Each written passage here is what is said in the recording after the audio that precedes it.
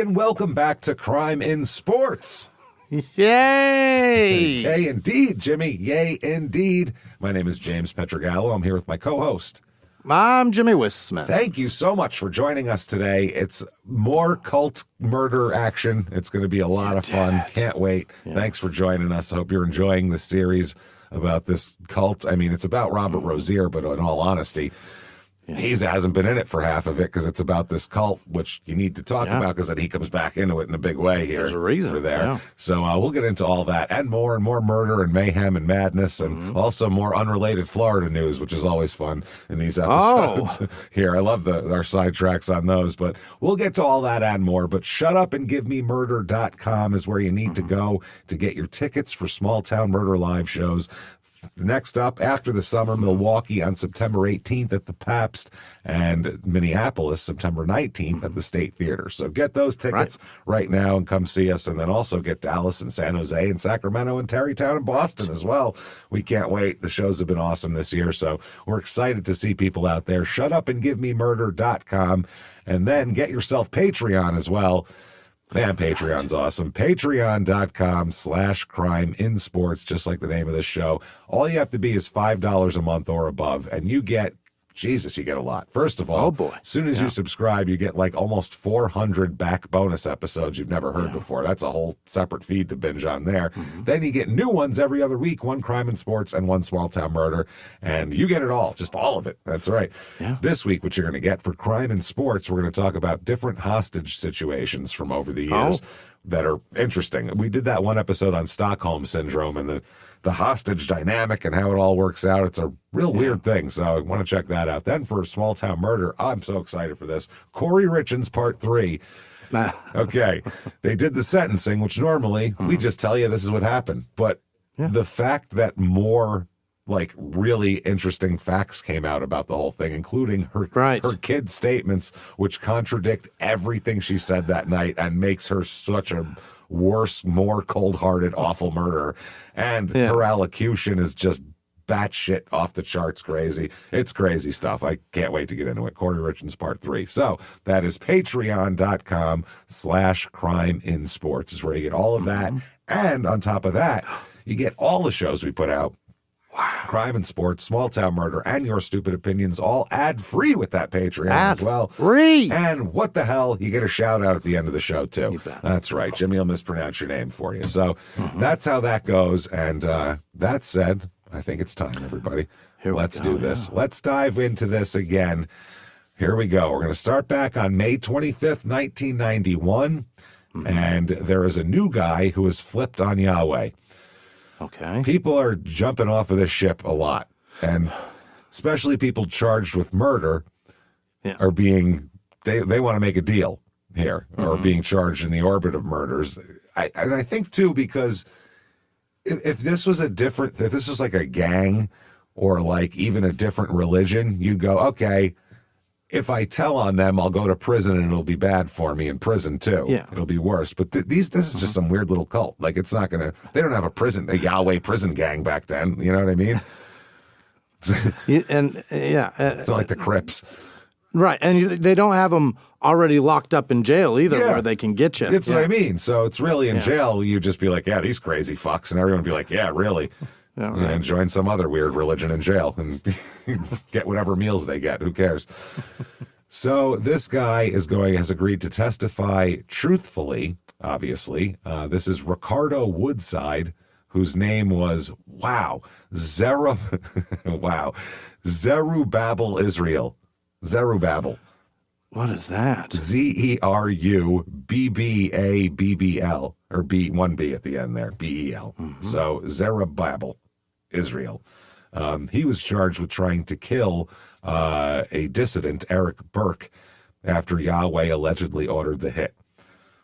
And also indicted is his brother, Woodside's brother, Maurice, who doesn't have a fun name.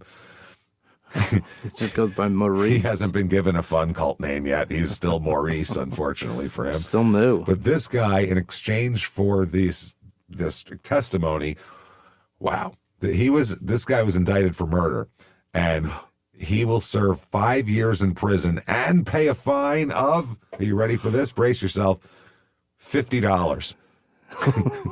So you murdered someone, 5 years and a jaywalking fine.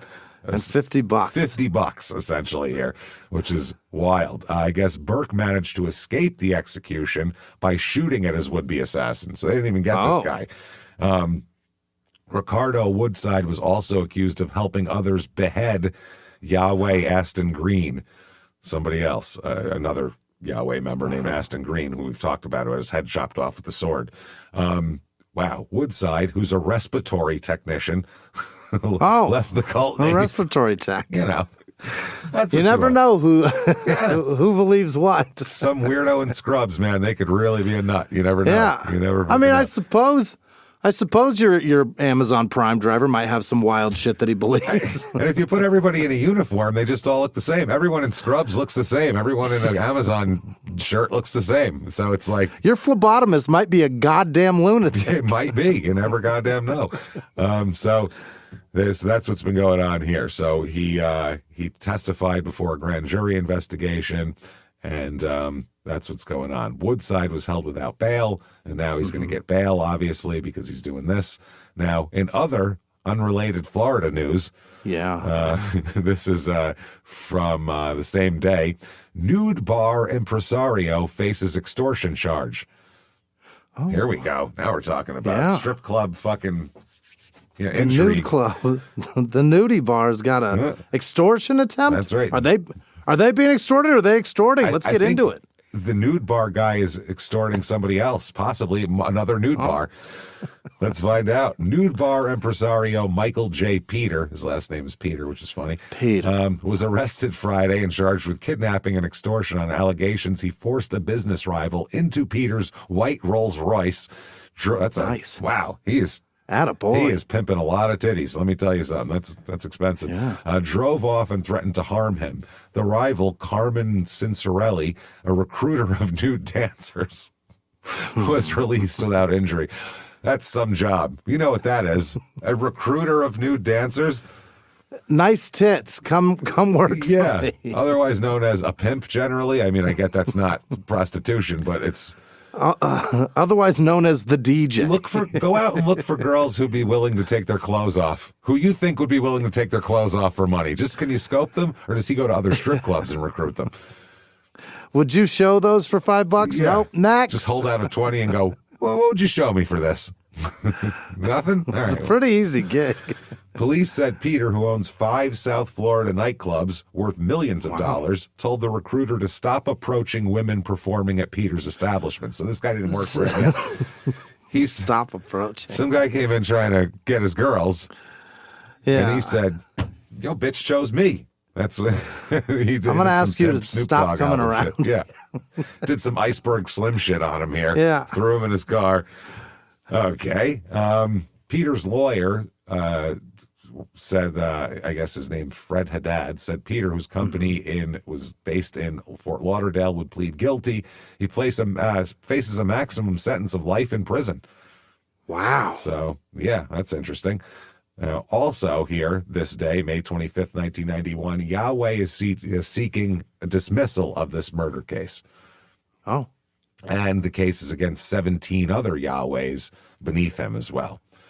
They said the racketeering statute is being improperly applied and would serve to chill the religious expression of Yahweh members. Well, guess what? Join the fucking club. They used the racketeering act against statute against Italians improperly applied since fucking the mid-70s. So join the club, asshole. Now you guys get it too. They had to chill the spaghetti suckers. It's your turn, too. Now it's you, dick face. There you go. So, and they're also saying that they should dismiss it because Robert Rozier will not be a credible witness as well. Oh, because he's, trying to get his sentence reduced, and he got a reduced sentence. Sure. So God forbid he can't possibly tell the truth. June 6th, 1991, member of the Yahweh sect arrested in Michigan. They say all but one of the 19 suspects in the racketeering and murder case against the sect known as the Yahwehs have been arrested, they announced Wednesday. Ardmore Canton III is arrested on a Tuesday night in Michigan, in Saginaw there. He was wanted on a warrant charging him and 16 others with federal racketeering laws and murder and arson and all that good shit here. Rico stuff. They tracked him to a Saginaw area apartment, which sounds depressing, which he surrendered without Michigan. It is, yeah. Oh. This was up in Michigan. So they say only one other person is on the loose now at this point. Mm-hmm. June 17th, 1991, we got another flipper here. Michael Mathis has decided to testify, and in exchange for that, he will be given a 2.5-year prison term suspended. 6 months, Wow. 6 months in prison, and then 5 years of probation. It's a pretty good deal. I would fucking say so, but he must testify against Yahweh at the trial. Oh. So he's the second defendant to agree to testify against Yahweh. We just told you about Ricardo Woodside, and there you go. Now, also July 2nd, 1991, one of the Ernest Lee James, who goes by Ahinadad Israel, I guess, is hospitalized. So he's not going to be able to be in this for the moment. Some guy, I don't know what happened to him, but they had to medevac him somewhere. Oh, my God. They said he became, well, this is not for a medical purpose. This is more of a mental illness. He became schizophrenic and began hallucinating. So they took him in for a little breaky poo. And they said, let's give you a rest, Chief. Who knows? I mean, if you're crazy enough to join a fucking cult like this, I mean, probably just on the edge anyway. That's what I mean. I feel like a lot of these people are a slight shove, and they're in a lot of trouble. They're going to need to be medevaced somewhere. Just that little shove there. So Yahweh's supermarket closes down on the 4th of July. It closed abruptly. It was the largest in Overton, and it's now closed. And they said they can't afford to keep it open. Remember, they were talking about how much there was like nobody in the aisles. They didn't have any customers, and now it's getting worse because there's a giant conspiracy and murder trial going on. So that's what they did, and now they're kind of fucked. They said they actually had a nice reputation. One of the locals said it was cleaner than any of the other big chains. The people were nice. Because of their reputation, they didn't have any violence or nonsense. So the locals were actually upset about it because it was the nicest grocery store in the area, and now it's gone. So in other unrelated Florida news, mother may face execution for drowning 2 sons. Oh, shit. Yes, a woman was found guilty. Veronica Purdue was found guilty. And they were deciding whether she should be sentenced for sentenced to death or not. Now she claims this is a very like a Susan Smith, Diane Downs type of situation. It sounds like here. Apparently, prosecutors speculated the woman killed the kids for insurance money, but the grandparents had stopped paying the premiums on one of the policies, and her claim was rejected in the other. So she testified during her sentencing that she was raped and sodomized by 3 masked men who forced her car off the road. Oh, no. While she was being dragged from the car, she testified she heard her 4-year-old son scream, "Mommy, save me from the monster." Oh, Jesus. She said she searched in vain for the boys in the woods and in a nearby pit. The boys' bodies were found later that morning floating in a water-filled pit.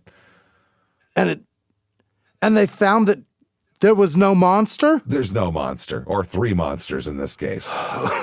Oh, my God. So, that's the same thing. Remember, Diane Downs said the same thing. Yeah, she did say 2.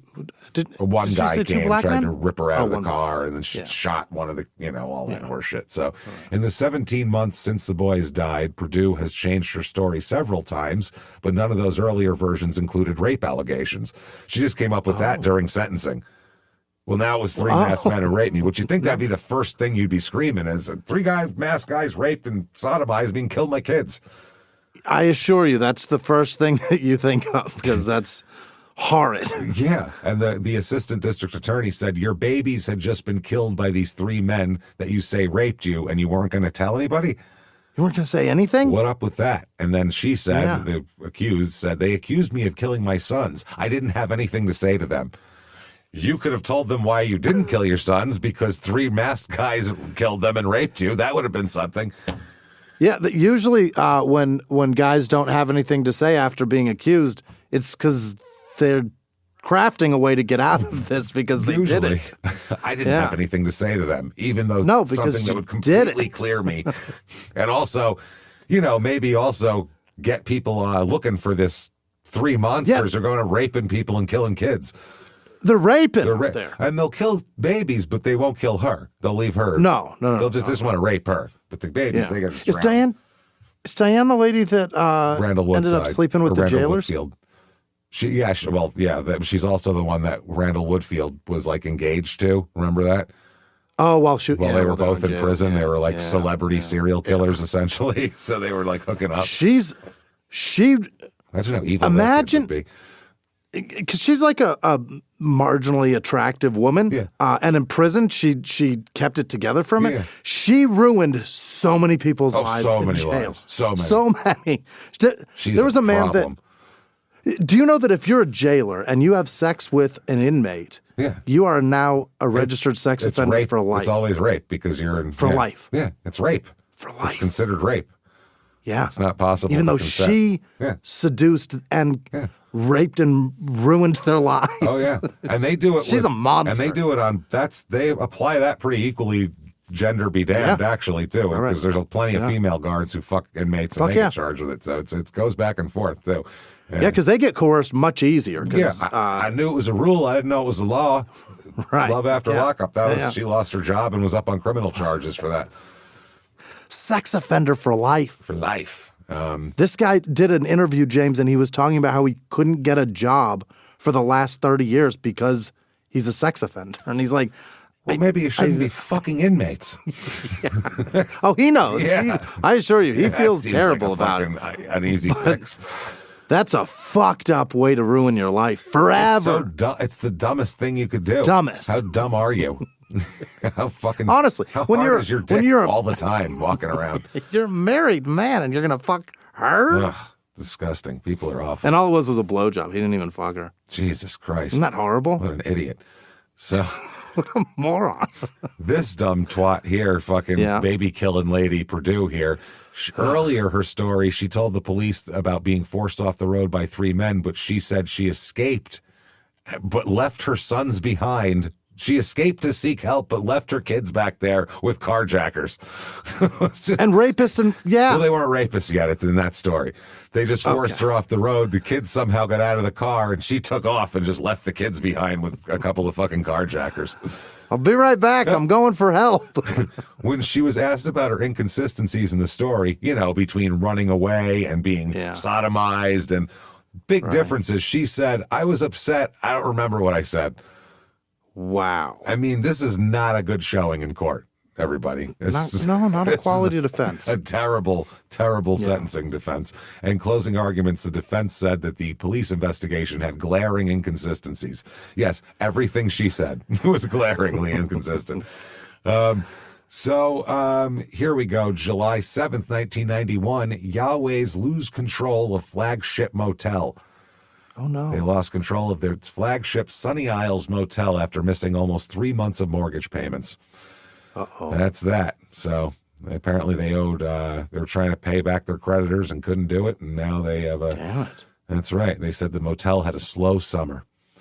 And, that's it. So it's closed down. The people around the neighborhood said the service is good. The price is reasonable. Okay. They said, but, and then they also said, this one guy, Jose Santiago, who moved in Saturday, said the price is reasonable. And he said he knew the Yahwehs maintain ownership of the building. And he said that's fine with him because, quote, people are people. Facts. People are people. Gee, that's deep, man. He's running some philosophical shit in the newspaper today. Philosophical shit that also is 80 song lyrics. Just people are people. It's fine. It's real philosophical. So yeah, the Yahwehs, that was their biggest deal. July 8th, 1991, they're losing control of another motel. So they're really having some problems here. August 1991, they may lose the temple headquarters. They stopped making mortgage payments, the lender said. Don't do that. No, their headquarters at 2766 Northwest 62nd Street. They quit making their payments monthly of $7,398.40. Yeah, well, I mean, anytime there's a balance owed and you stop making the payments, you're definitely going to lose that. Some shit, yeah. They aren't going to let you keep doing that. A lawsuit against them says they owe $469,065.01 plus interest, court costs, and attorney's fees. Damn it. If the property is foreclosed on, the Yahwehs will lose more than $175,000 in equity. Records show they're also in arrears on their taxes, too, their property taxes there. Oh, no. Not good. Not fucking good. Don't fall behind on payments or taxes, man. You're losing your shit. Don't do it. Yeah, that's the thing. You fall behind on to banks and the government. Those are two entities that take your shit. It's really the only two that really take your shit. That can really get a hold of it. Yeah. They can really, other people can sue you and they can try to get your assets, but they can just directly take it. They'll just come take your keys. Take it. It's fucking There's crazy. nothing you can do about it. Wild. So the sales here, though, Jimmy, is what we need to talk about this day. Never mind losing control of motels and supermarkets. It's the sales. Right. Let's go to COD. That's like, an acronym. Cash on delivery, yeah. But it's not because it's also COD. COD Seafood. COD Seafood. Seafood. Where's this at? It's down in, where is this? In Florida? Florida, yeah. Miami. I didn't know if it was Fort Lauderdale or Miami. Catch our seafood blowout. All you need to do are clip these newspaper coupons here. That's how you know it's a classy seafood restaurant that they want newspaper coupons from you.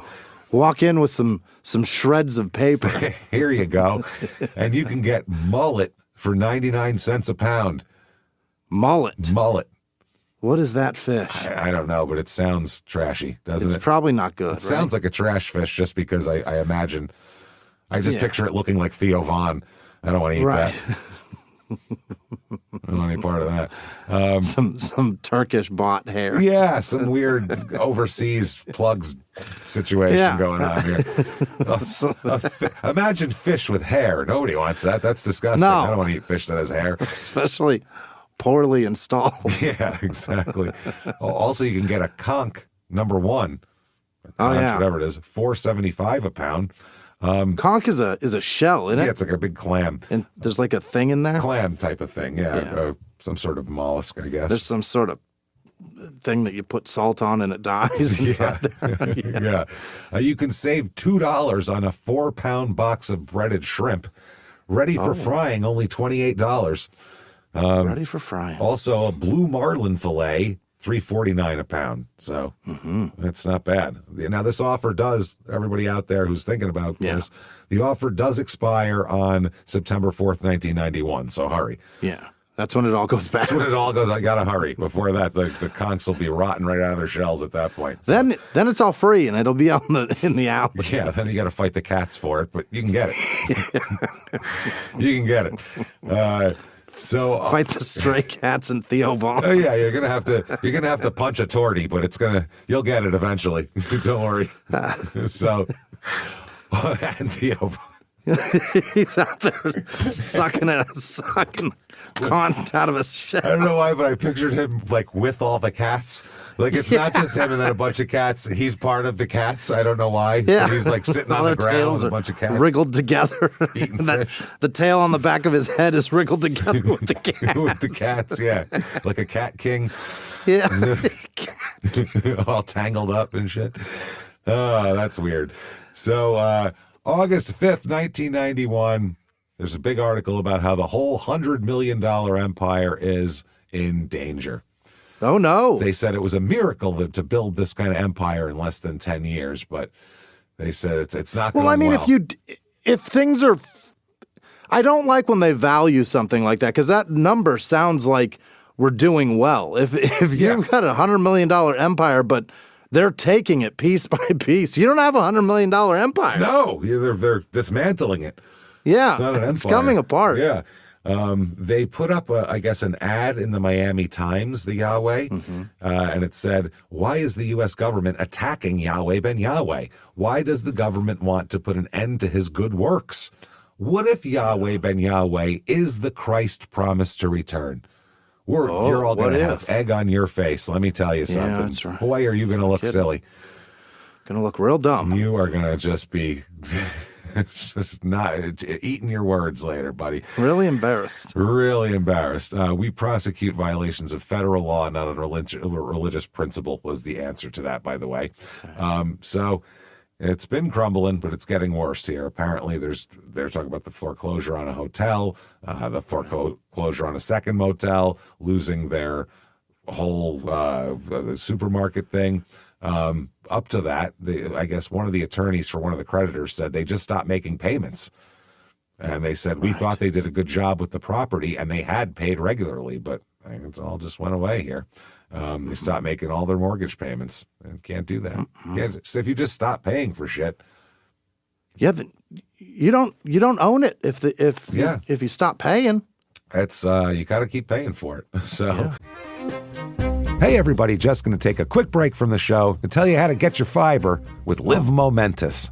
LiveMomentous.com. Absolutely. You know what you're not getting enough of in your diet probably? Yeah. Fiber. You're not getting enough fiber. Yeah. That's what's going on here. It's going to affect you more than you think, honestly, this whole fiber thing. So you need to switch here.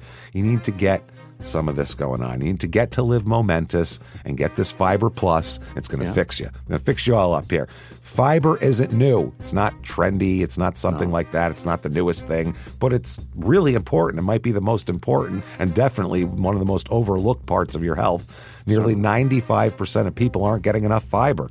And you got modern diets and busy lifestyles. It makes it hard to get what you need, get the fiber you need consistently. That's why Momentous launched Fiber Plus, a triple action formula combining soluble and insoluble fiber with prebiotic resistant starch to support gut health and it help you digest. It absorbs nutrients better, stabilizes blood sugar, and it improves recovery. Most fiber products haven't really evolved. Single source and full of gut disrupting additives and things like that. You don't need that. Momentous took a different approach with Fiber Plus, combining 3 types of fiber, helping close a major gap in modern nutrition.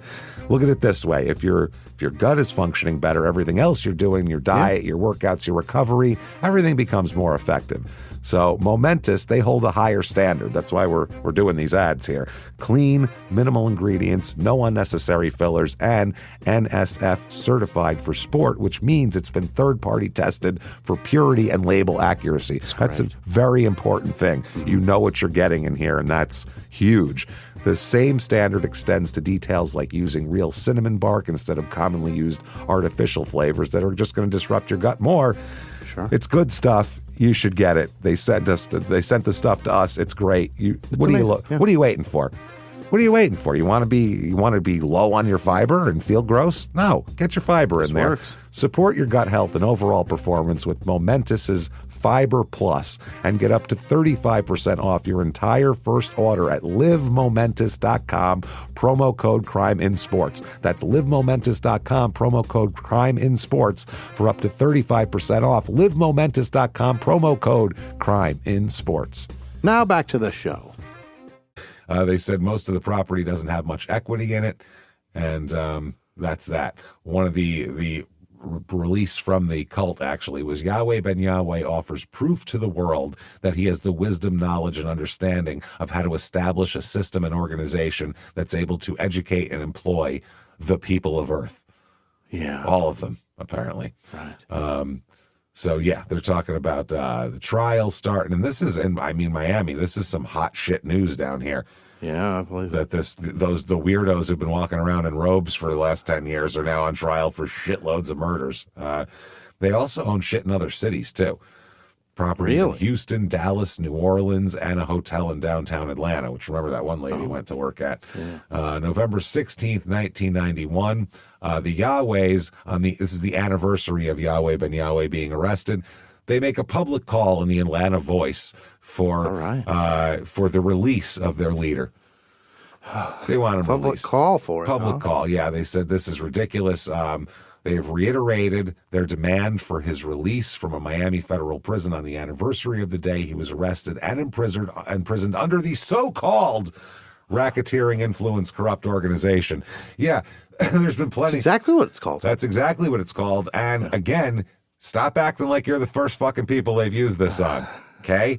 It's not fair. Okay? There's plenty of fucking old guineas sitting in a prison for 100 years because some shit happened they didn't even fucking know about because that's how you do this and that's how it works. They're 83 years old and they got 200 years. Yeah, exactly. They said they arrested him because he's a founder and head of Yahweh and therefore is ultimately responsible for the nation or for the action of the nation. I would say so. I mean, it's an organization. And they said that their lawyers are basically saying that, you know, other religions are out there doing crazy shit. You know, put them in jail. Sure. He said there are a number of other religious groups who have made the same statements about the prophecies of the Bible and how glad they would be when that fulfillment happens. They aren't in jail. Were they actively trying to get to the fulfillment of killing everybody on earth? Yeah. Is that what you're going? And take heads off of people? Is that what you're going for? So they postponed the trial 3 times, and that's what they're all complaining about. They're just trying to, basically, the longer they delay, the more they can get people to flip on Yahweh is what they're complaining about, which is one of the things they do. Sure. The longer they sit in jail on no bail, the more they want to get out of jail. Yeah. And if they see if you flip, you get bail. I mean... Certainly sucks to be in there. Yeah. Like in Arizona, the jail is so shitty as opposed to prison, which is also shitty, but not nearly as shitty as jail in Arizona. Yeah. It's so bad that the prosecution intentionally delays trials to get you to just plea bargain. You're so broken from getting you to be so uncomfortable in there and hate life that you just... It's so bad in there. There's tons of people who just say, I don't fucking care if I did it or not. They're never going to let me go. And I'd rather just get to prison where there's like air conditioning and food. This is crazy. I want something a little bit better. Yeah, this is fucking miserable. So people break. November 30th, 1991, Yahweh Ben Yahweh is speaking out against the persecution that's taking place here. Yeah, he said, you must understand that this is an attack in reality on all religions. So yes, he wants to circle the wagons here, get everybody involved. Encompass it. Yep, this is what they all do, these cults. Well, I mean, if you're coming down on me, you're coming down on everybody. But they are using Yahweh to attack us first. Oh. That's what he said. He said, I'm ready to come out of prison and make America prosperous again. Oh. That's a funny thing for a cult leader to say, huh? Remember, I have the key to go from poverty to riches. Only I know. Do you? Weird. Isn't it strange? Every cult leader, they're the only person that knows an answer to something. There's I know how to do it. I've done it before. Billions of people in the world, but they're the only ones that know. It's crazy. They've been told a secret. December 3rd, 1991, members to testify against Yahweh here. So that's what they're talking about. Apparently, federal documents released show that Yahweh's nephew is now prepared to testify against him, and so are 2 sons of Yahweh's second in command, Judith Israel. Oh, now people close to the circle are flipping. That's real bad because they know a lot of shit here. One of her sons even secretly wiretapped Israel and Yahweh and was paid as an informant by the federal government. So actually fucking sat in on a conversation and wiretapped it. These last-minute revelations are in preparation for next month's trial, and it stunned the defense attorneys. They had no idea about this shit. Israel's attorney, who hadn't seen the documents, said, "You're kidding. It's really a repugnant thing." Oh, I hate that. Really repugnant for them to want to help put murderers in jail. He said, "I think it's disgusting.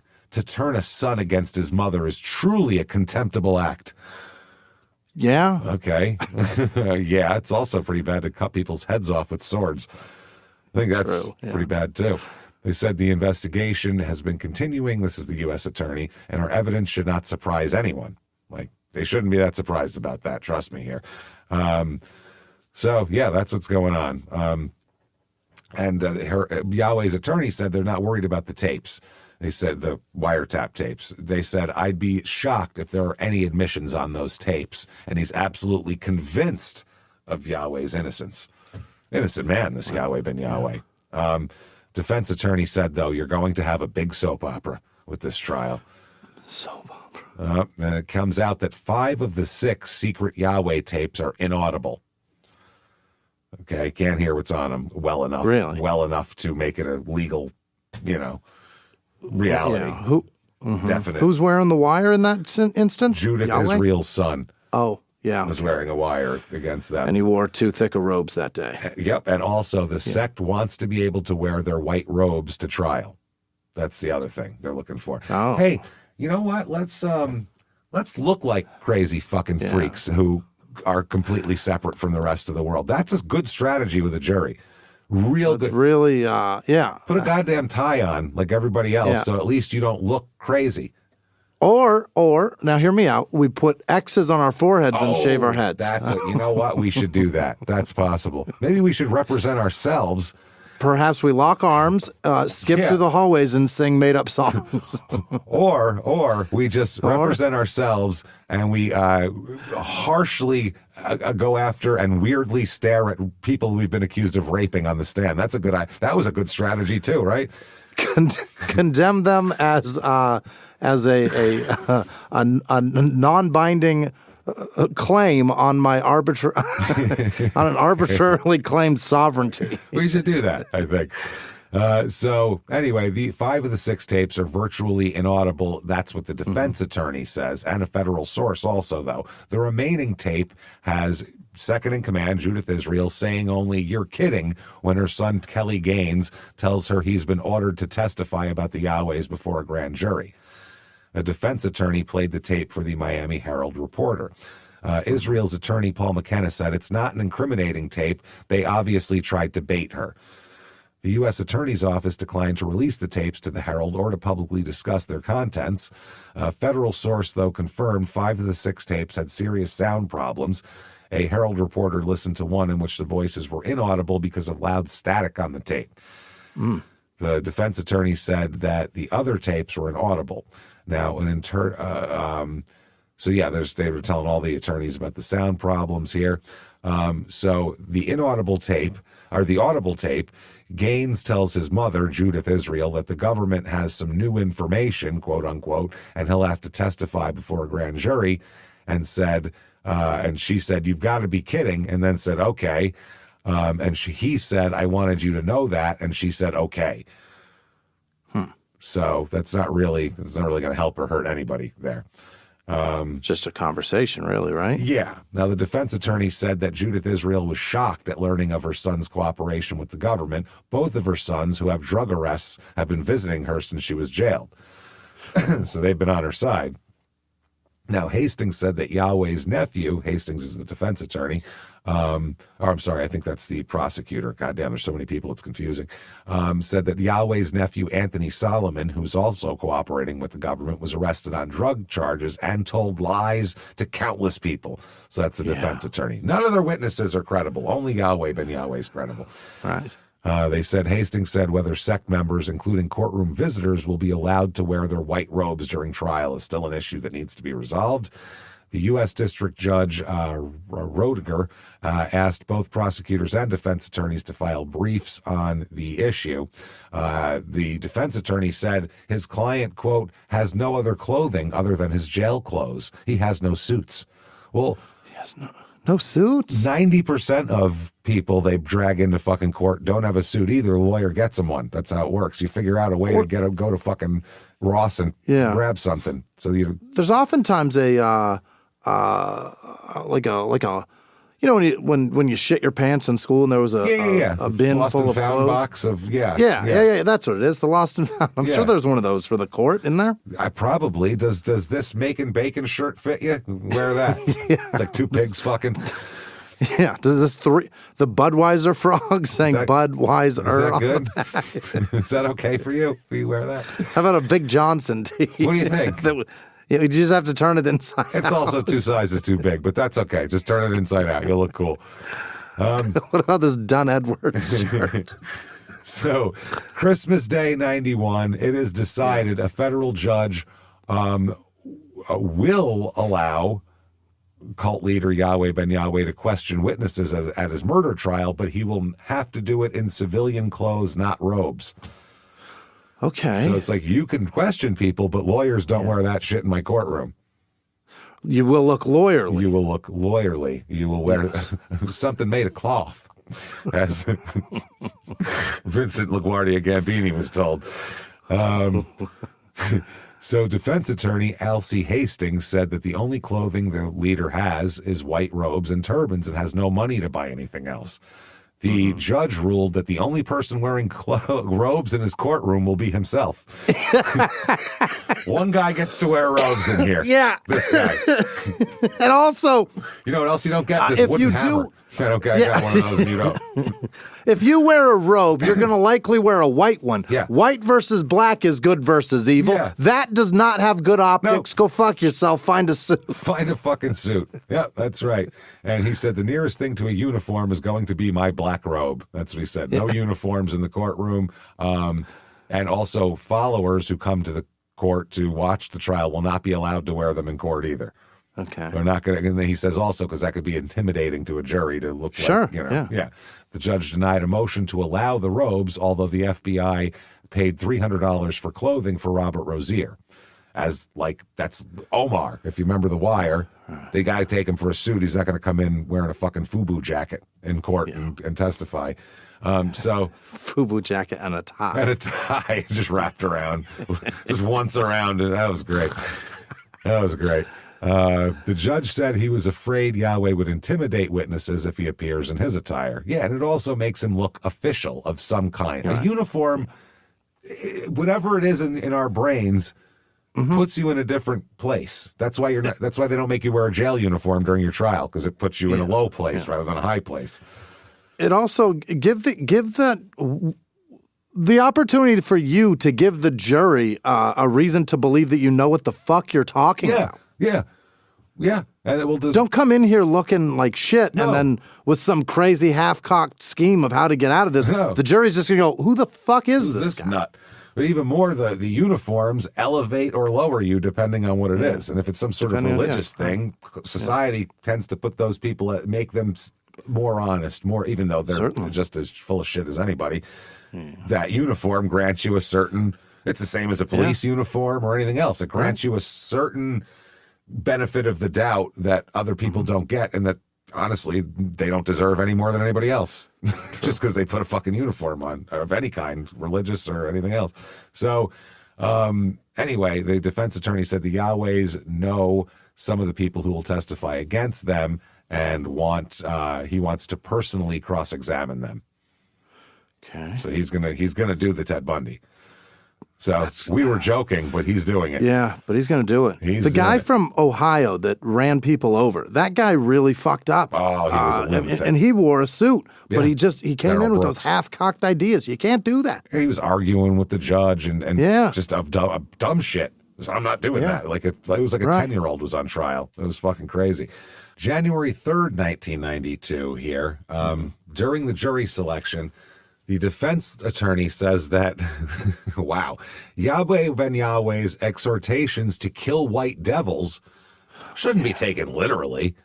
No. I mean, kill white devils, there's a lot of meanings to it. I mean, it's really, they're mostly red anyway. He could take that a lot of ways. I mean, so that's what he said, basically. Like, don't hold that against him.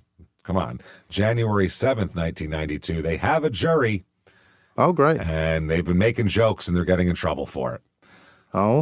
Lawyers in the trial settled on a jury, then fought over whether jury selection should start over after some jurors admitted to joking among themselves over the sect members' turbans and robes. Why did they do that? Why? Just let it go. It is Florida. I mean, they can't help it. They do have brain damage. He said they were only saying we should all come in white turbans. They were saying we should all come in white turbans, one juror said. We were just kidding around. Okay. We should all come in. So we should just all come in white turbans and, ha ha he he. So the woman looked at the 16 defendants, 13 wearing the sect's trademark turbans and robes, and said, quote, sorry. They said that she was nervously twisting her hands and said, sorry. She's embarrassed. I'm so sorry. Another juror said a suggestion came up in the jury room for all jurors to wear red shirts one day. I said I didn't think that was too smart. She added, I think it was just making jokes. So they're just saying we should all be a little group ourselves as a joke. We aren't really going to do it. No. We were just joking. You know what it is? It's kind of like when you said about killing the white devils. It's not literal. Yeah. We don't mean it literally. It's hyperbole. Yeah, it's just when we talk about killing people. A third juror said that she had heard a prospective juror discuss the case, but dismissed it from her mind. Oh, boy. The attorney for the indicted leader here thought the jury was seriously tainted and asked to pick a new one. Now, the judge said, I think we're okay. It's just a joke. We're good. He also rejected a defense request to find out which juror had made the jokes. He said, quote, I'm not running a detective organization here. This judge is funny as shit. He's grumpy. I'm the only one wearing robes. What do I look like, a fucking detective over here? This guy's funny. I'm not investigating anything. No. He did lecture the jury's 3 men and 9 women not to wisecrack or discuss the case during trial. The attorney for Ernest Lee James, known as Hinadad Israel, said he thought the jurors were chastened and wouldn't joke about the sect again. He said, I don't think it was a big deal. Oh, no, this is the attorney for Judith Israel said, I don't think it's a big deal. I think it's normal under these conditions. Okay. But it's Yahweh's attorney who's like, no. The 12 jurors included a nurse, a woman who witnessed a bank robbery, and an electrician who immigrated from Hungary. Quite the group. Yeah. One juror, a woman who had run a toy factory with her husband, who the fuck runs a toy factory, said she was ashamed to... What's that? FAO Schwartz? I don't know. That's a store. It's a factory. She's an elf, this woman. Once a year. Once a year. She was ashamed to admit her hobby was poker. She said, I just got back from Vegas. Oh. Another woman, that's my hobby. I'm a degenerate. That's my hobby. I'm a degenerate gambler. I'm sorry. Yeah. Another woman, a bookkeeper, urged defense attorneys not to pick her. Please don't pick me. She said, you'll be glad to get rid of me, believe me. And they laughed and kept her. Jesus. She told the judge to call her by her first name. 6 alternates were also chosen, including a World War II veteran. Okay. Good Lord. Wow, an old person. Back then, not that old. January 9th, 1992. Okay, an ex-sect member describes beating ending in death. So we're going to talk about this a little bit here. Lloyd Clark said the November 1981 beating of Aston Green took place in the back room at the sect's Temple of Love. He's the first witness called by the government. And he said he was posted as a lookout, but managed once to peek in the room and witness the assault for 5 to 10 seconds. And he said Green's hands were tied. He said all the brothers were beating him. I could see his head bouncing off the cement floor. Ooh. Yeah. He said one of the assailants, whom he did not name, was hitting Green on the head with a hammer. I mean, that's not going to last, right? Not too long. Can't do that for too goddamn long. After 10 minutes, he said the assailants, all members of the Yahweh sect, bound Green with masking tape, wrapped his bleeding body in a rug, and carried him to the car trunk. He said he was alive. I could hear him moaning and gasping for air. He had tape over his mouth, but I could hear him gasping for air. Fuck. Jesus Christ. And then they also took him out and decapitated him with a machete. Wow. So that's the first of 14 murders they're gonna detail. Wow. One of them said, by the way, Yahweh taught us that if the hypocrites continue to bother us, we are going to have to stop them. They must die if they continue to harass us, the guy was quoted as saying. Clark is the one witness. He said Yahweh advised members of his sect to purchase machetes. He said, go buy a sword because that is the weapon of choice in the scriptures. And he said that Yahweh advised his followers that it was better to kill people by cutting their heads off than shooting them. That's a matter of opinion, obviously. I mean, you know, better, what's cleaner, easier. What are we talking about here? He said that Yahweh told his followers that gunshot victims might get up and run away, but if you cut their heads off, you know they're dead. Wow. All righty. January 10th, 1992, a witness said the sect cheered at news of murders. Members of the Yahweh sect cheered and clapped at a pep rally after religious leader Yahweh Ben Yahweh announced that 2 dissidents had been murdered, testified witness Lloyd Clark. Wow. Clark told the jurors of the celebration in 1981. but it said it was a premature celebration. One of the dissidents, Mildred Banks, survived the gunshot and machete attack. Remember, that was the couple that we talked about in like the first one. Now, defense attorneys attacked Clark's credibility here, because he admitted that he has stolen, cheated, and committed perjury in the past. Sure. Clark said he once stole stereo equipment, but later returned it to the owner. However, defense lawyer Chris Mancini read to the jury one of Clark's previous statements in which he said he had pawned the equipment. Clark also said he once helped beat a man with a stick at Yahweh's request. Okay. January 14th, 1992. The Yahwehs are mad about the jail food. Oh, there's nothing good here. Yeah, they don't like it. They don't like the buffet options here. It says an indicted Yahweh sect member, famished from not eating for 3 days, began sobbing loudly Monday morning at Fort Lauderdale court, forcing the irritated trial judge, oh, he must be grumpy, imagine that, to send out the jurors and once again try to referee a food feud here. Okay. Oh. About 40 of the members, including 4 grown children of indicted religious leader Yahweh Ben Yahweh, later denounced the jail as deliberately withholding kosher food from most of the 15 defendants who observe a strict diet of fish, fresh fruit, and vegetables. Yahweh's eldest daughter described the food as a malicious plot to starve them to death by not giving them exactly what they want. Yeah. Doing it on purpose. Doing it on purpose. U.S. District Judge Norman Rodger, again, however, was not sympathetic after Job, I assume it's Job Israel, but it's J-O-B. Job Isn't that, G-O-B. Oh, it was G-O-B on What You Fuck, right? Yeah, George Oscar Bluth. Yeah. Oh, yeah. Oh, okay. They called him. Is that his name? That's why Job is Job on Arrested Development. He's George Oscar Bluth. So it's Job. Yeah, that's not his first name. He's Junior. He's a junior. That makes so much better. Which episode did I miss?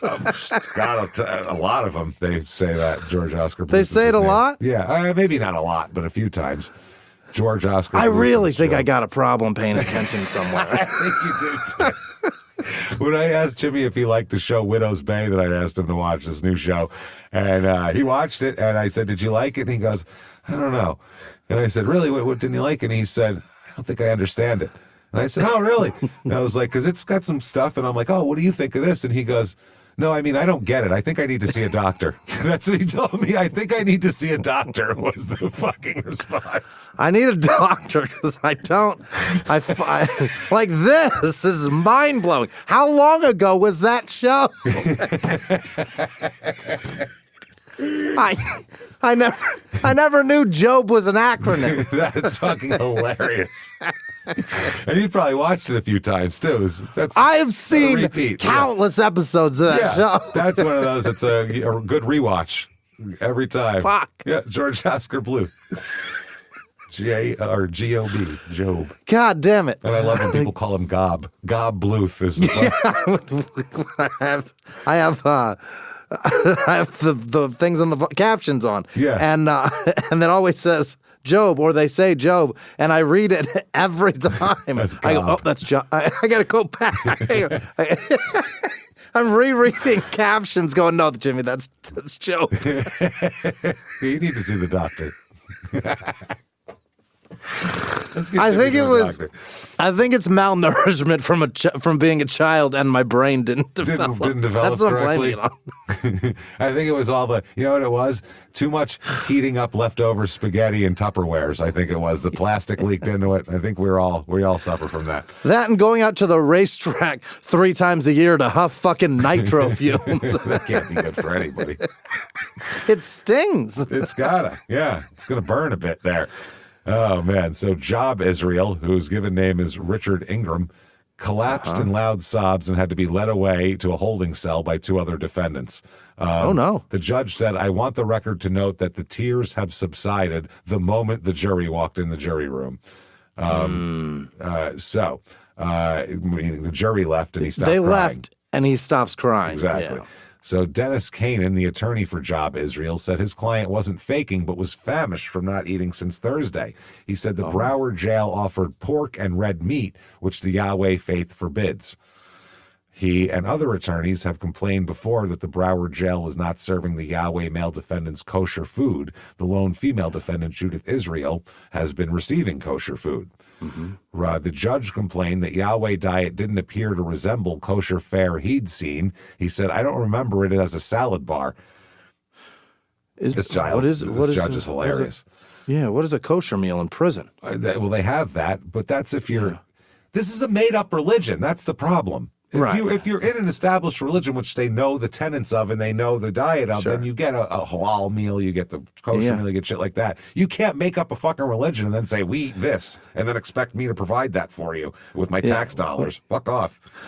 We eat kosher, but not that kosher. It's the kosher that we decide. Yeah, that's what I mean.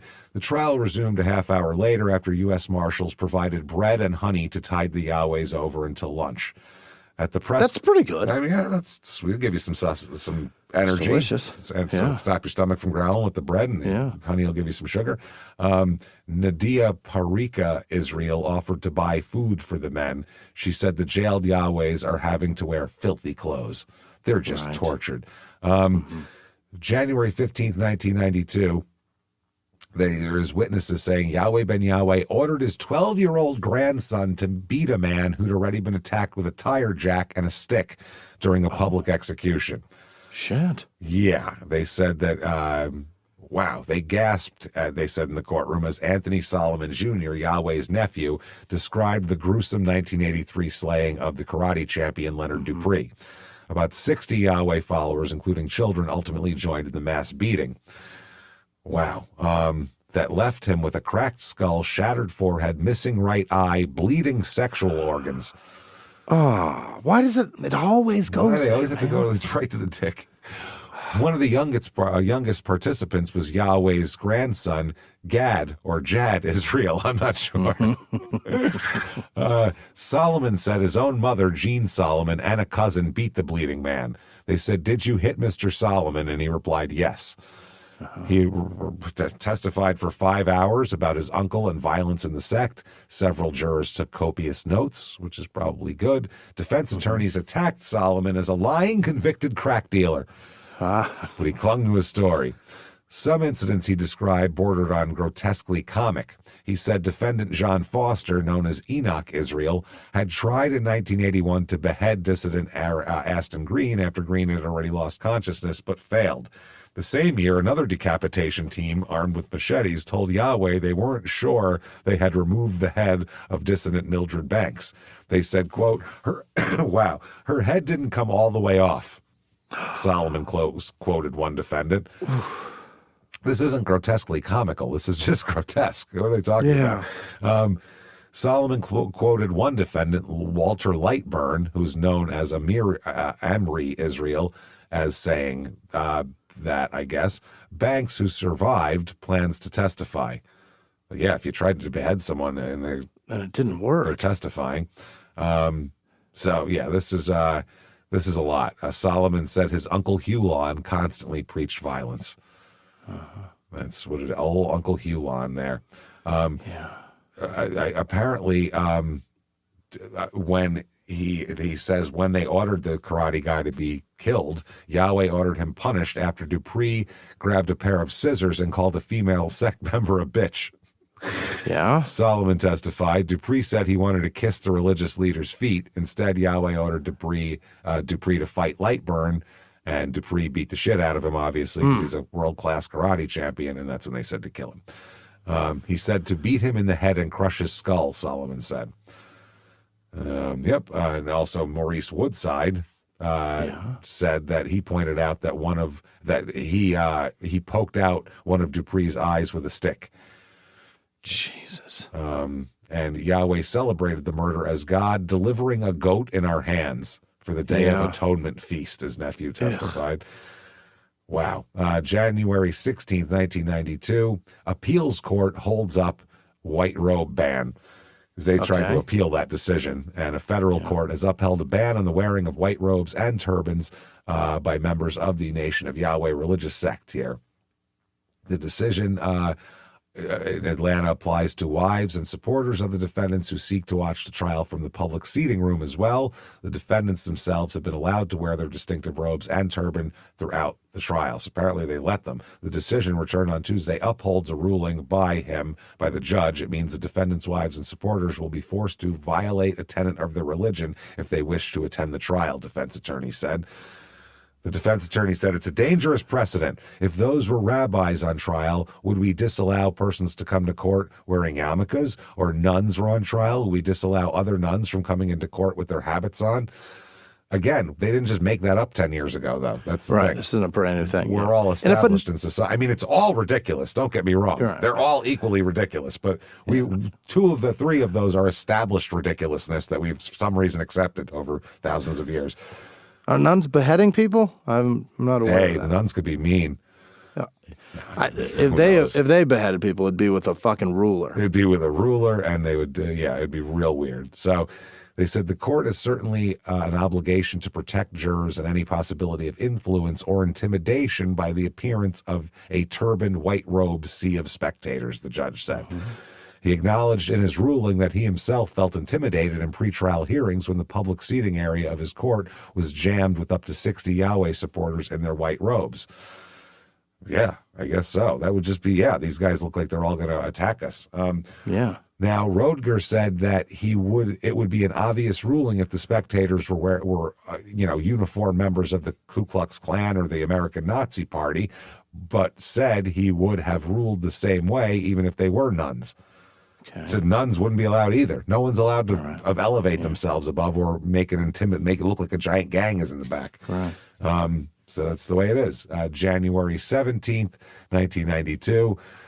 People are, this is Ricardo Woodside is on the stand and discussing beheadings.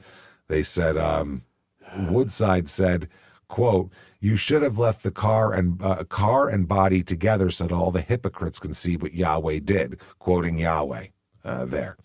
So he's quoting him. He said, Woodside said, "The next time when Yahweh takes the heads of other hypocrites, we're going to take them and hang them in baskets over the city so the whole city can see it and fear Yahweh." Oh, boy. Woodside said he was told. Jesus Christ. That sounds like fun. That's religious war stuff. Yeah, that's exactly right. Maurice Woodside startled people in the courtroom by bolting to his feet and interrupting Ricardo Woodside's testimony as he began to implicate Maurice in an attempted murder. Oh, no. He's implicating his brother right there, and his brother jumped up and says, "You're going to lie on me, your brother?" and started to weep. And then said, "You're going to lie on me? You're going to kill me, your own brother?" And federal marshals had to force him back into his seat. Sit down. That's some fucking, wow. That is amazing. Yahweh defense attorneys immediately asked for a mistrial, and the judge said, quote, "I'll deny it." No. So my gut feeling is that if it cuts in any way, it's in favor of the defendants on this one. Mm-hmm. So there you go. When the trial resumed, Maurice Woodside remained in his seat listening to his brother's testimony while staring at the floor and shaking his head. Oh, my God. So Woodside talks about how the beheading took 15, 20, 30 chops, he said. Oh, Christ. He said he heard someone say, "Damn, this blade is dull." Oh. Yeah. Ricardo Woodside said his older brother Maurice is a prime example of Yahweh forcing people into violence. He said his brother Maurice never used a gun and never had been arrested until November 1990 when this all went down. He said he's not a violent person unless he's being instructed. Okay. January 23rd, 1992, the ex-wife of a Yahweh defendant, here we go, testified that her husband told her that he and two other sect members carried a gun and a machete when they visited two dissidents in November 1981. Okay. And they said there was a class at the there was at the class rejoicing that the girl had been cut and the guy had been shot. So they were telling people this, which is not great, apparently. There's so many people, man. How many people have come and gone, and how many people have those people been married to, who they broke up with? I mean, think about this is starting to There's so many people in the world that have information. Right, who've touched this or have been touched by. Yep. The other thing is Aston Green, the beheaded man who was taken out in the carpet, still alive. The Dade County medical examiner testified that Green was alive when he was beheaded. Oh, hell's bells. That is seriously fucking crazy. That's a lot. Wow. So that's a lot to say. January 25th, 1992, Yahweh family ties break as sister and son testify against brother and mother. This is messy. Yahweh Ben Yahweh's sister, his own sister, once so devoted to him that she donated $6,000 to his sect, became one of his main accusers Friday. She testified Yahweh once ordered her to beat an already dead man inside the Temple of Love, and on another occasion prayed for her husband to die. Okay. That's nice. Jean Solomon, one of his four sisters, broke into loud sobs in the federal courtroom as she described how several of his followers, among them one holding a tire jack, beat to death karate champ Leonard Dupree in 1983 in front of about 70 others. She said, quote, "They beat his eyes out. Oh, Jesus. They had crushed his entire body." Holy shit.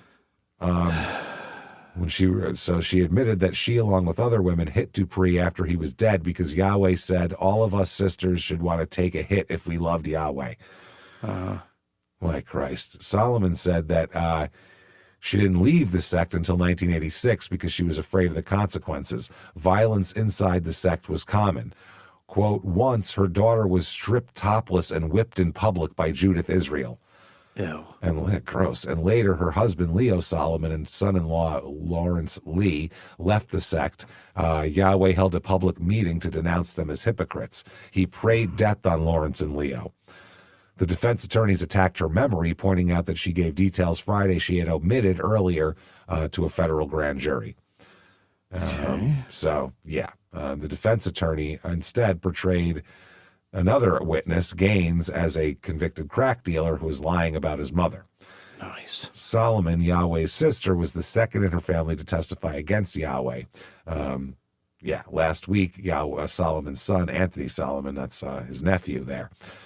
So, it's all getting very, very ugly. Thanksgiving is going to be a mess next year at the at the Yahweh everybody's household. turning on everybody. In other unrelated Florida news, one of my favorite statements that we've ever had to utter, quote, "A 12-year-old boy riding a stolen Pontiac Grand Prix fired a handgun at two Metro-Dade police officers Thursday night and got shot They in the leg returned in return." fire with a fucking missile launcher. A 12-year-old. Wow. Wow. They're making him younger, said police spokesman Patrick Brickman. The youth, whose name was withheld, because he's in seventh grade, because he's a child, was listed in good condition Friday at the hospital. He's charged with attempted first-degree murder of a police officer, auto theft, and resisting arrest. Wow. Columbus Santiago, 20, who was driving the car, was charged with auto theft and resisting arrest. Oh, so he was he was a passenger in a stolen car. Passenger. What is a 20-year-old doing hanging out with a 12-year-old? Look, man. Put Columbus in jail for all other reasons. That's crazy. It's Florida. Wow. The vehicle was stolen from the First Baptist Church. Nice. Classy. Brickman said two officers chased the car after Santiago refused to stop. Within a few blocks, the car crashed into a fence at Northwest 44th Street and 23rd Court. The two occupants jumped out and ran between houses with officers in pursuit. The juvenile turned toward the officers and fired, Brickman said. Officer William Hernandez fired back and struck the youth, who was immediately arrested. What the fuck? And by the way, the 12-year-old's not related to Santiago. It's not like it's his nephew or something. These are just no relation. Hanging out with a 12-year-old. It's a 12-year-old that hangs by. Wow. January 28th, 1992, ex-sect member details attempts to behead her. Oh. Yeah. Mildred Banks said her roommate, another Yahweh dissident named Aston Green, was later found beheaded. Banks said she and her other roommate, Carlton Carey, who'd been taking the name of Michelle Israel, were attacked. We know about that, the death there. Yeah. She said, I screamed and they shot Michelle. I tried to get out, but I remembered I had a double-bolted door, and they proceeded to shoot me. She said she passed out from the wound in the chest, and the next thing she could remember is hearing one of the gunmen say, "Get Michelle." The two masked men outside then dragged her roommate outside. Later that night, they found his body outside, propped up against the house. Fuck. She was 30 at the time and said she managed to get up. She said, "I asked for God's help and crawled to a neighbor's house. No one answered the door, so she had to go to 2 more houses." It's like a fucking bad horror movie at that point. Yeah. And another woman who answered a knock on a window. She told me to lay down and she'd call police. Banks said she'd found out at the hospital that she had machete cuts on her neck and forehead, including a 5-inch gash in her neck that severed an artery. Oh, how is she Lord. alive? That's insane. Wow.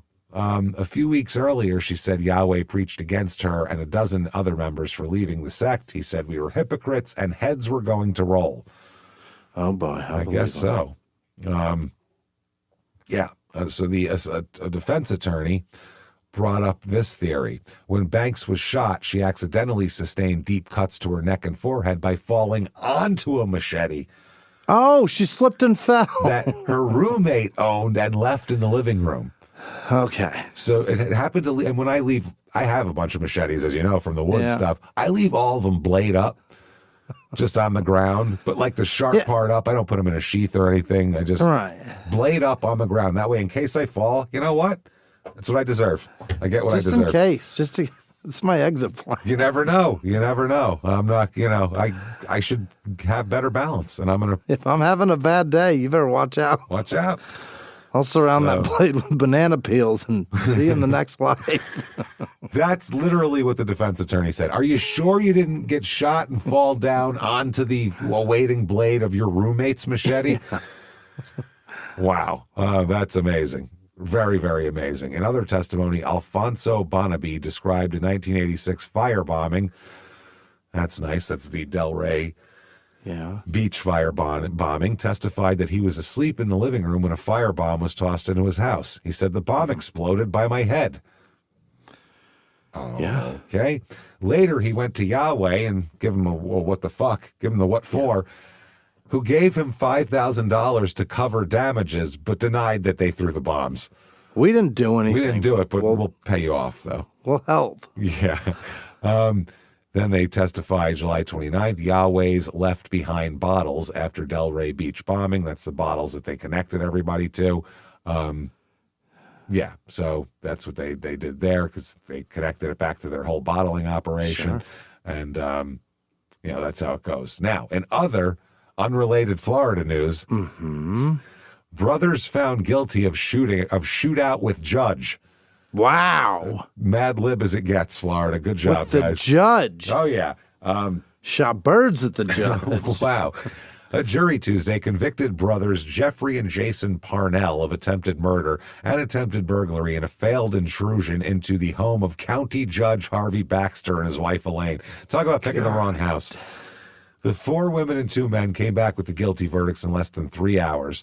On Halloween night 1990, Judge Baxter won a brief pistol shootout with the intruders. I like how they decide who was the victor. Wounding one and sending them running through the Northeast Dade neighborhood.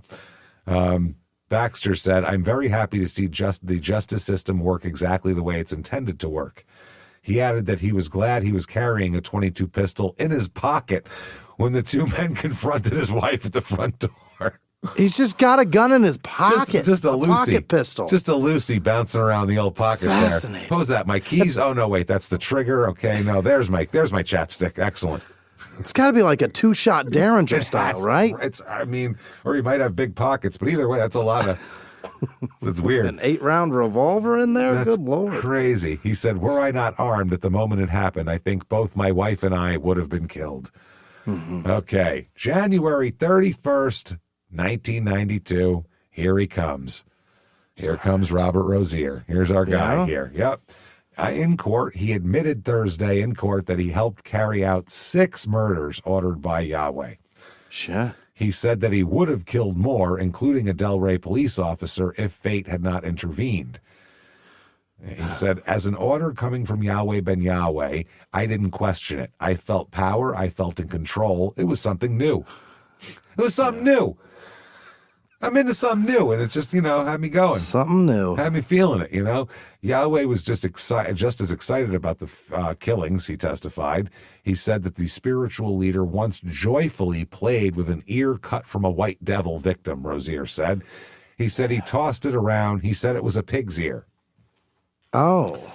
Rozier testified he killed a seventh man on his own in 1986 near the Orange Bowl after the victim followed him to a wooded area where he had gone to urinate. Okay, tried to blow him, or what happened here? So anyway, Thursday was the first time that Rozier spoke publicly of killing 3 other people. Wearing a ponytail on the side of his head, oh boy, Rozier appeared relaxed and smiled as he spoke of the killings. He said, "How many people have you killed or helped kill?" the prosecutor said. And he said, 7. The crowd gasped. Many of the jurors began taking notes. Among his victims, Rozier said, were 3, quote, white devils and 3 black people who had disparaged the religious sect. Rozier said that he would have never killed had Yahweh not ordered retribution on the enemies. The first murder, Rozier said, happened after he saw Yahweh smoothly turn away police officers who were trying to investigate a beating at the Temple of Love. Rozier said he was impressed and agreed to arm himself with a machete and hunt down the beating victim who had broken temple rules by throwing off his turban and shaking his dreadlocks. Well, that's obviously a murderable offense. That's why they did it? He took his hat off and shook his hair around. You gotta loosen them up after you take your hat off, right? Like the nerdy chick transforming into a hot girl in a fucking teen movie. He took the hat off, shook his hair out, and they were like, oh, if he takes his glasses off, I'm going to come in my pants. Oh, my God. What's her name from Speed? What was her name? Sandra Bullock. Did she do that? Yeah, did you see Love Potion number 9? No. You didn't see that? Yeah, oh, wait, that's very old. It is. Yes. Yeah, she's very young in that. Yeah, I think I did see it. But it might be her first fucking movie. Don't recognize it don't connect it to her in my head. So yeah. I forget the guy's name, but he was in a bunch of movies too. She was just like a dork in a lab, and you know how they made her a dork? Of course you know, because there were glasses. They even put glasses on her, put her hair up. Now she's frumpy. Yeah, glasses and no lipstick. How about it? That's it. No makeup, glasses, and your hair up. But look at that. She takes her hair down, puts those glasses off. She's a fucking supermodel. Amazing. Throw on some lipstick and spritz a couple of spritzes of perfume, and this bitch is fuckable. She's ready to fuck, baby. We were going to kill him, Rozier said. Rozier said he and his Yahweh partner, defendant Walter Lightburn, couldn't find the victim. The prosecutor asked, had you killed before? And Rozier had answered, never. Never killed before. I mean, good tackle once in a while. And sure. In ball, but I'm not killing people here. Rozier also directly linked Yahweh's second in command, Judith Israel, and 7 other defendants to the firebombing as well. He said Yahweh drew plans for the attack on a board with magic marker after a group of Yahweh members were beaten up in Delray Beach.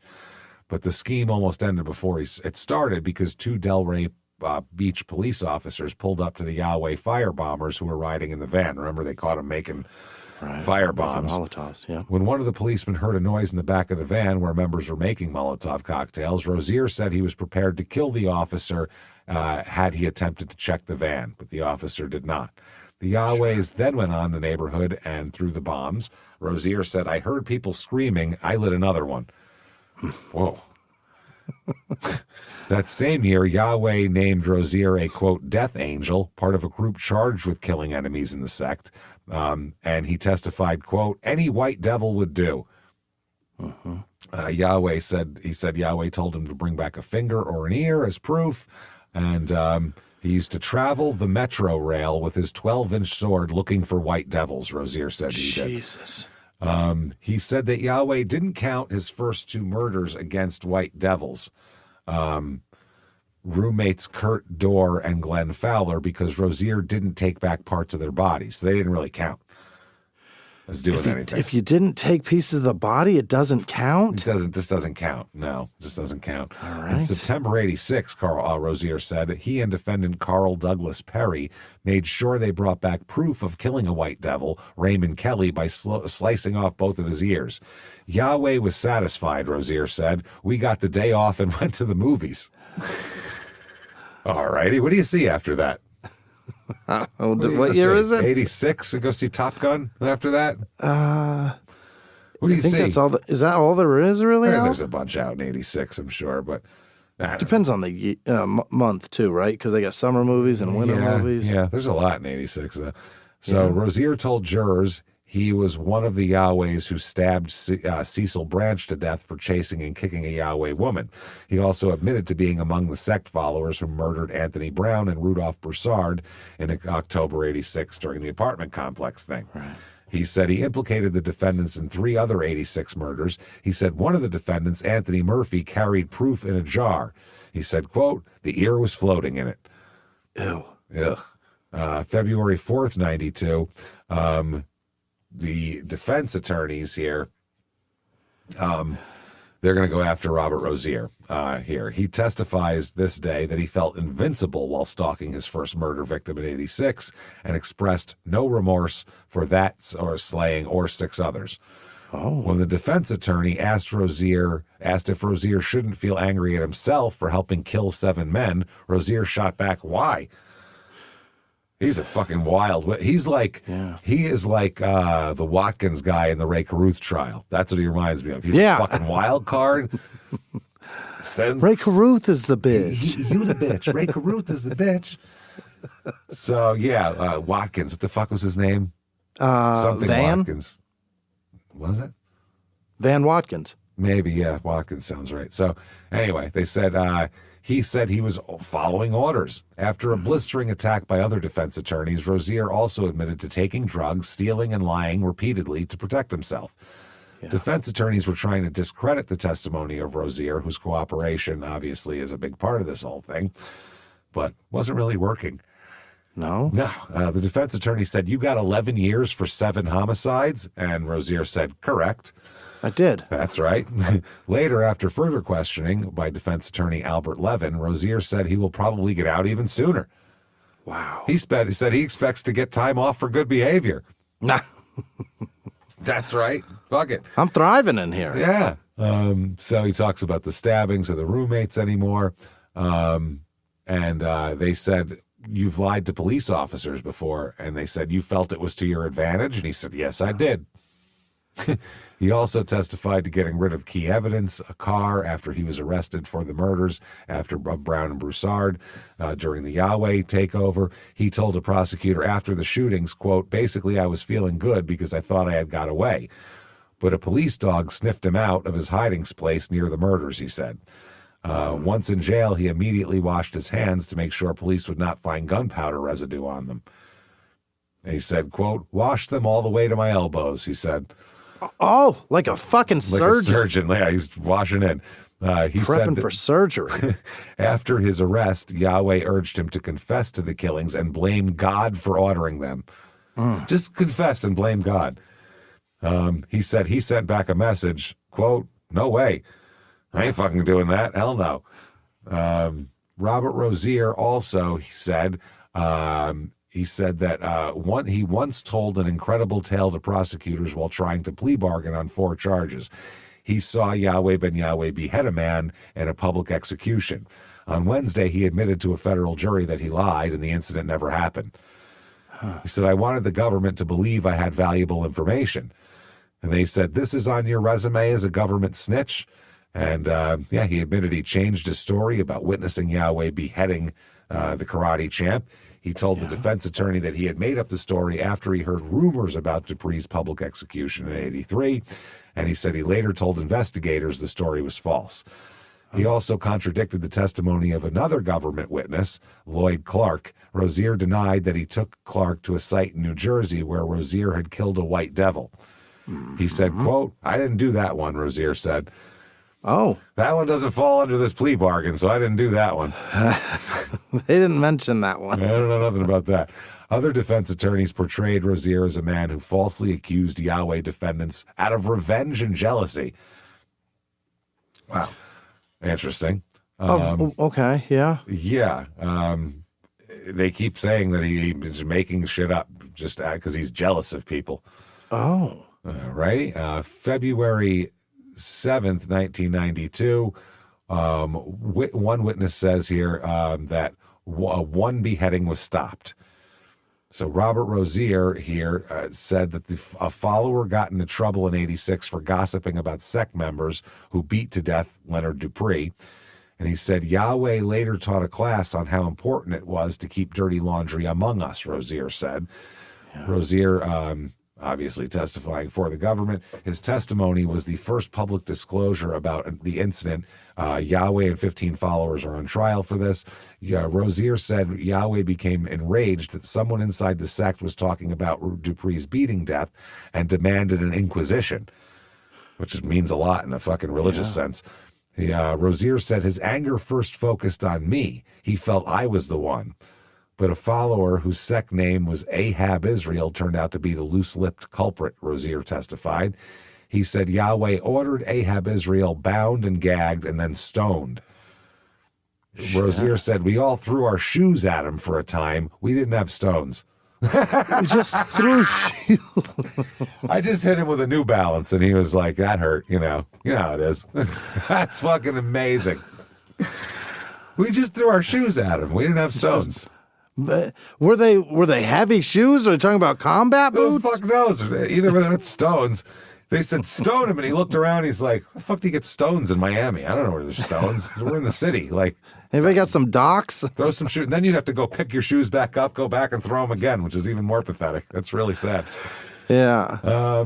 He said Yahweh then ordered Ahab Israel to kneel in front of a man holding a machete. Members encircled the two, Rozier said. They said to show how sharp the machete was, Yahweh grazed Ahab Israel's chest with the machete, and Israel began to bleed, Rozier said. He was crying, sobbing, pleading for his life. Yahweh called off the beheading when a sobbing member of the sect, quote, didn't have the courage to watch, and second in command, Judith Israel, whispered something in his ear. Rozier testified, like, hey, you're going to freak people out with this shit. Yeah. Later, Yahweh banished the follower to another temple outside Miami. Get him out of my sight. Yeah. Rozier also, or Jeff Glover, who's another guy testifying, one day in 86, Yahweh Ben Yahweh carried a human ear in a brown paper bag and proudly displayed it, exclaiming, "See this hairy devil?" This is Jeff Glover said. He said I should rejoice, and I said, praise Yahweh. That's what he said, Jeff said. Jeff said I was kind of astonished to see Yahweh carrying the ear. Glover said he thought the ear came from a white victim, but he did not say how Yahweh got it. Okay, because this is part of they need people to witness that he liked to carry body parts and shit like that. Everybody keeps testifying that's against him. Anything they did, he told me to do it and then was excited about it, essentially. Anyway, one government witness, Michael Mathis, was once a defendant in this case. He said that Dexter Leon Grant called it a pig's ear, talking about showing off the human ear in a jar. Yeah. He said, I said, quote, man, you are wild. That's it? Yeah. Oh, wow. That's really an understatement. Man, you're wild. It's a pig's ear. Man, you wild. Imagine if I came up to you with a body part in a jar and showed it to you happily. Is that the response you get? Man, you wild. Anyway. I'd rather you don't, but I'd probably say something like, are you okay? Yeah. Do you need to see the doctor? Come to the doctor with me. Let's all get our cognitive abilities checked out here. You bring that, and I'll bring my ADHD, and we'll both go to the doctor. We'll figure this out together. There's got to be a problem. There's something wrong with both of us. Oh, man. February 19th, 1992, defendant's psychotic episode forces a delay in the trial.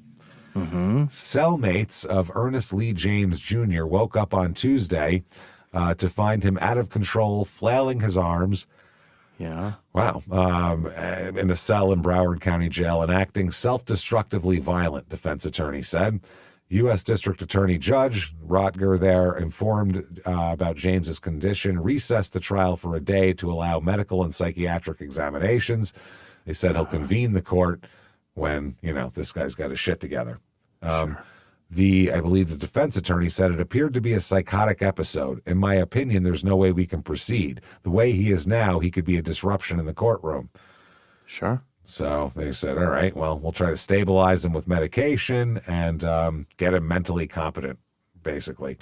Now, the guy in question, this is Ahinadad Israel. Here, that's this guy. Now, February 20th, 1992, Yahweh defendant faking a psychosis, doctor says. Oh. Yeah, that's amazing. They said he's faking psychosis with bizarrely bizarre, extraordinarily unusual behavior. Bizarrely bizarre? So there's bizarre. Crazy, dude. And and then there's double bizarre. He's quadruple bizarre. Bizarrely bizarre. I've never heard anyone say that before. Extraordinary, unusual behavior. This is a court-appointed psychiatrist. They said that he exhibited an excess of symptoms, and that usually raises the specter of malingering.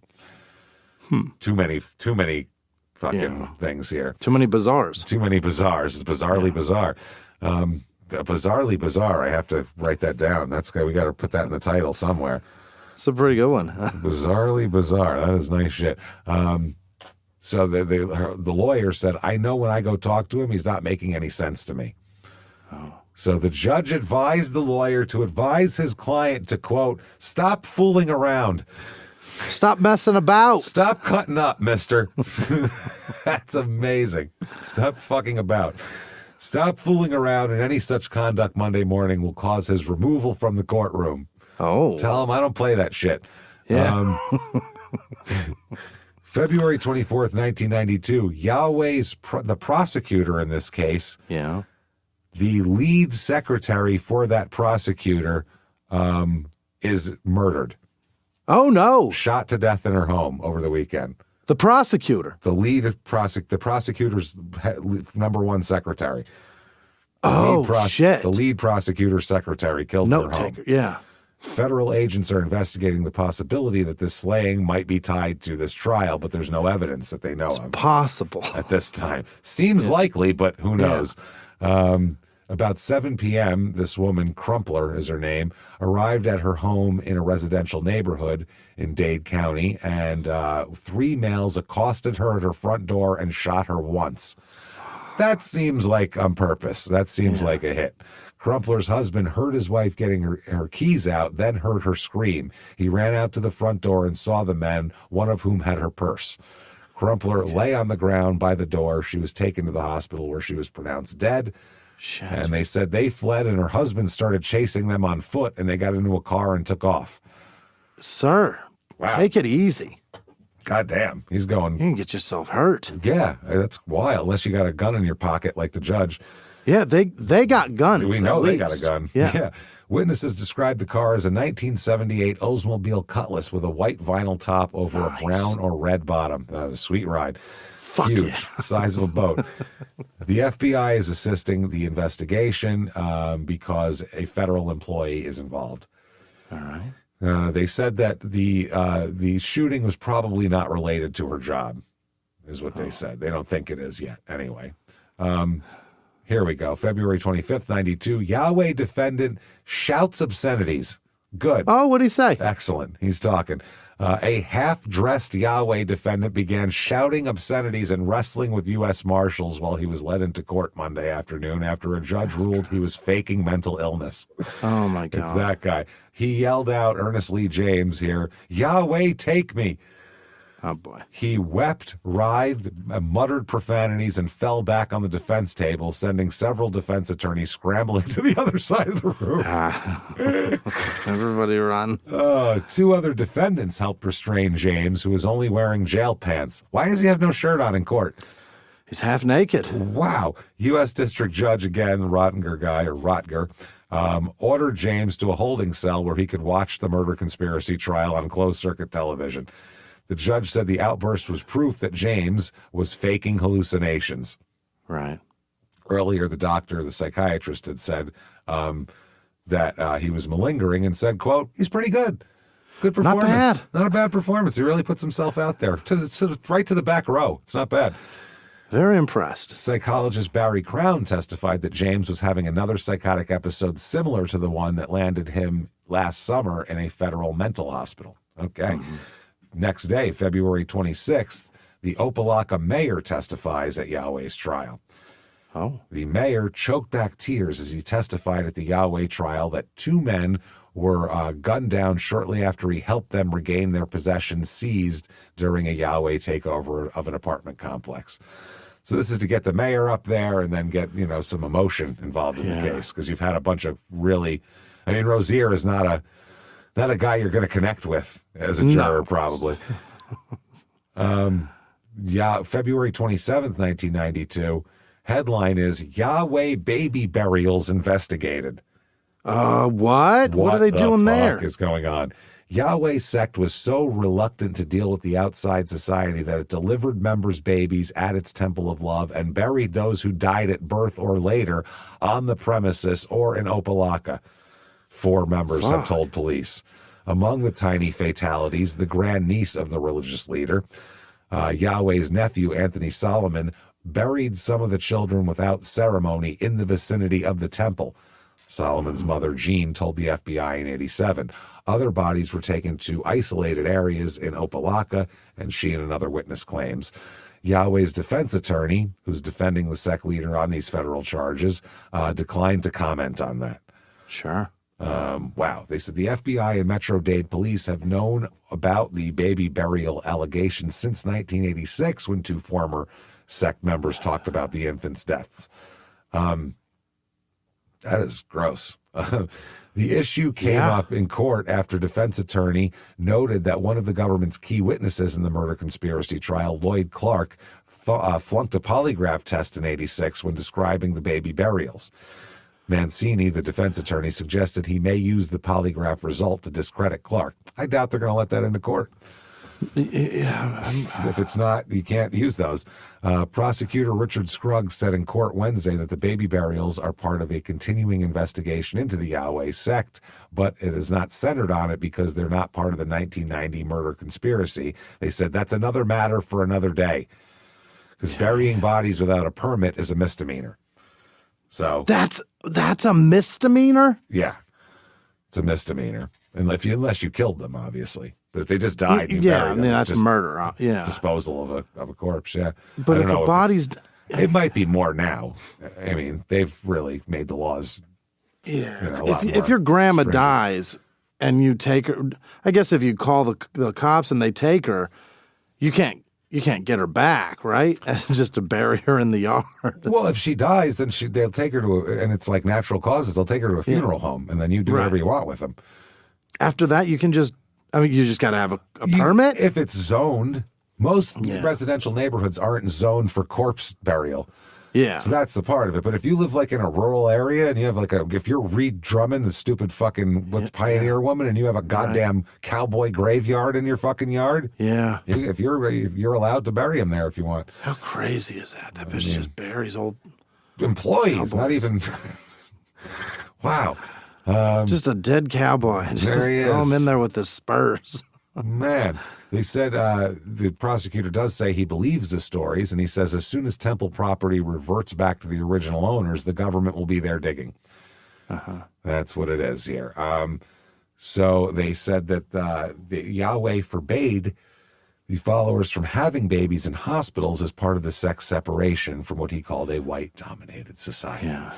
Clark had told the FBI in 1986 that one baby strangled on his umbilical cord and another was stillborn. He said it was common knowledge that one baby was buried in a field next to the temple. One member put the dead babies in plastic bags and buried them. Eesh. Yeah. Experts rated a follow-up lie detector test as inconclusive, by the way, not a failure. Ricardo Woodside, another former follower who's taken the stand that we know about here, said the babies were buried on the south and west sides of the temple, whereas Jean Solomon also testified that several deceased babies were buried on temple grounds, and saying that her own son, Anthony, who was a physician's assistant during temple births, buried the children. Her granddaughter, Marlena Israel, was born sickly in 1983 and only lived about 2 months. Marlena's father, Lawrence Lee, told Metro Police in 1990 that his daughter was buried at a secret spot in Opelika in a secret burial.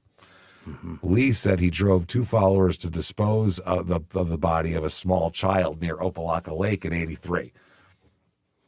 Okay, now, Yahweh Ben Yahweh here, apparently he's going to take the stand. Really? And his defense will be he found out about the murders only because he was a confessor to his followers and heard about their sins. Not only did he not instruct about it, he didn't even know what happened until they came to him to confess sins. You know. Oh. Yeah. He blames the 86 firebombing of a Delray Beach neighborhood on a renegade group within his sect led by a man he calls a serial killer. Renegades. Not me. Wow. That is pretty impressive. Prosecutors have rested their case after calling 63 witnesses, only half the number they had planned to put on. Right. But the judge forbade repetition of information. Is he going to testify the same thing as that guy? We've heard that from 3 people. That's enough. We don't need somebody to verify. We already know. We heard it from 3 people. It's good. Yeah. You don't need to have it from 5 people, basically. Okay. They said the government needs to find Yahweh guilty of plotting only 2 felonies to convict him of racketeering. Okay. By the way, interesting. So he blamed a renegade group within the sect, like we said, for all of this. Yahweh said Robert Rozier formed this clandestine group within the sect, and Rozier drove up with 6 or 7 of his followers to firebomb the neighborhood in May. That's what he said. He said only his followers were involved in that, meaning only Rozier's. Right. Yahweh described Rozier as the serial killer because he's confessed to 7 murders, which he is a serial killer, but it's for a different reason. Yeah. He said no such brotherhood existed, Yahweh said on television. Yahweh also, he talked about Judith Israel's lawyer, Paul McKenna, said Rozier may be falsely accusing Yahweh followers of murders he committed himself. Oh. They said, I think Rozier is responsible for many. So first he's lying, but then he's not lying. And as a matter of fact, he's killed way more people. And he's basically everything we're being accused of, he probably just did himself. He just did it all. Yeah, that's it. Interesting. So despite the ambitious defense plans, Yahweh told his TV interviewer that he's not optimistic that the jurors will return a fair verdict. He said 6 of them have already made up their minds. And then he said, it's a racist trial. They said, well, do you expect help from above? And he said, I expect absolutely divine intervention. Divine intervention is coming for us. And then March 11th, 1992, might be God at work here. Yeah. In a move that startled defense lawyers as well as prosecutors, the judge here threw out 1/3 of the government's case against Yahweh, saying prosecutors had not proved he extorted tenants during the 86 takeover of the Opelika apartment complex. Really? The defense attorneys successfully argued that prosecutors had shown that 2 tenants were murdered during the tumultuous takeover, but not that Yahweh had committed extortion by threatening residents with forcible removal if they didn't leave their apartments.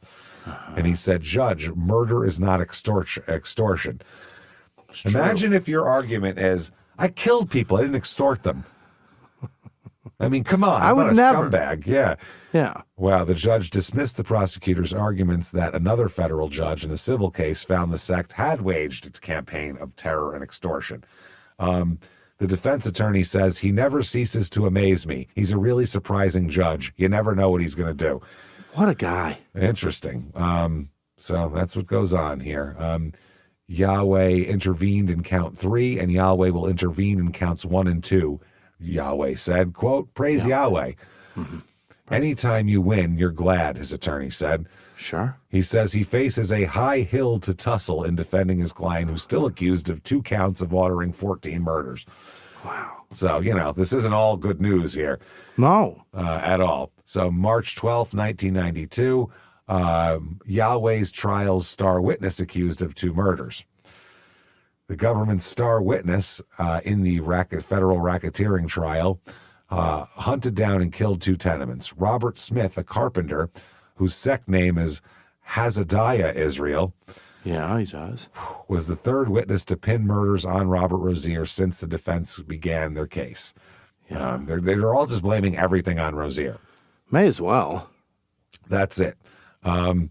They said there's no direct evidence besides Rozier's testimony that my client went out and killed people. That's what they're saying. It's only Robert Rozier, and he's a serial killer. Right. March 18th, 1992, a Yahweh defendant repeatedly denied Tuesday he murdered 4 men on the orders of Yahweh and called the government's star witness a grudge-filled liar. Carl Douglas Perry said, I would never kill for any reason. I'm against that. I'm a builder. I like things to go up, not go down. Yeah, I couldn't kill people because I like building things. Yeah. I like Legos, man. I like putting things together, not taking them apart. The fuck are you talking about? What's the Bible say about murder? It's against it. It's against it. Yeah. It's against it, I believe. Kingpin. Perry, whose sect name is Aher Israel, was the first Yahweh defendant to take the stand. He said he was with his former wife helping her deliver their 3rd child, not gunning down tenants. Wow. And his ex-wife said, Aher was with me. Okay, so that's the prosecutor scoffed at the alibi. Perry didn't know exactly how long Howard was in labor. Quote, a long time, he estimated. He was also vague on details of his daughter's birth. Despite Scruggs' persistent questionings of Perry, defense attorneys said other defendants are eager to testify. Job Israel, who legally changed his name from Richard Ingram, was expected to take the stand. So that's what's going on in that day of court. There's a lot of these people are testifying that there was like, this person only said that this person killed that person because he wanted to be closer to Yahweh. There's a lot of like infighting political, interior political sect shit, intra-sect political things. Whatever that is, yeah. Whatever the fuck's going on there. March 19th, 1982, a key government witness acknowledged Wednesday a motive for implicating Yahweh Ben Yahweh in 2 murders. He hated him that so much he wanted to kill him. This is Lloyd Clark, disclosed for the first time in federal court that he accepted $2,000 in cash from the FBI to snitch on Yahweh. Defense attorney Dennis Kanan called Clark back to the stand after obtaining Clark's handwritten manuscript in which Clark wrote of plotting to kill Yahweh with another disenchanted disciple. They asked, you did want to kill him? And he said, yes. He said he had a vendetta against Yahweh for, among other things, having sex with all the women, including my wife. That'll do it. That really pissed me off. That'll do it. That's the thing. Pushed me right over the edge. He also acknowledged he disliked Canaan's client, Job Israel, who legally changed his name, like we said. Quote, I felt he was a stingy person. Yeah. Hoarding all the pussy. That's just hard. No, the other guy. Oh, okay. The other guy's stingy. Yahweh's greedy. One's greedy, one's stingy, is how it goes. Clark firmly denied that he lied on the stand to get back at both men. He testified 2 months ago that Israel helped in the beheading murder of Aston Green. Okay, March 20th, 1992, Walter Lightburn takes the stand to describe himself as an Eagle Scout, an All-American football player. He rejected the title prosecutors have given him, killer.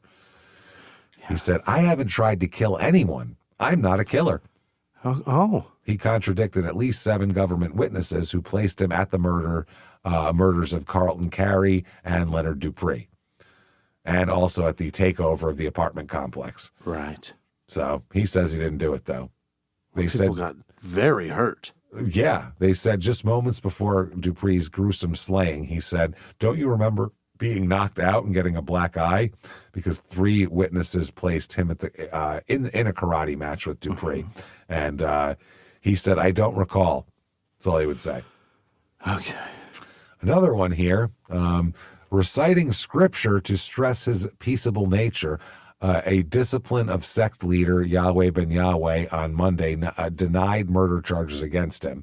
This is Maurice Woodside. Remember, he's one of the Woodside brothers there.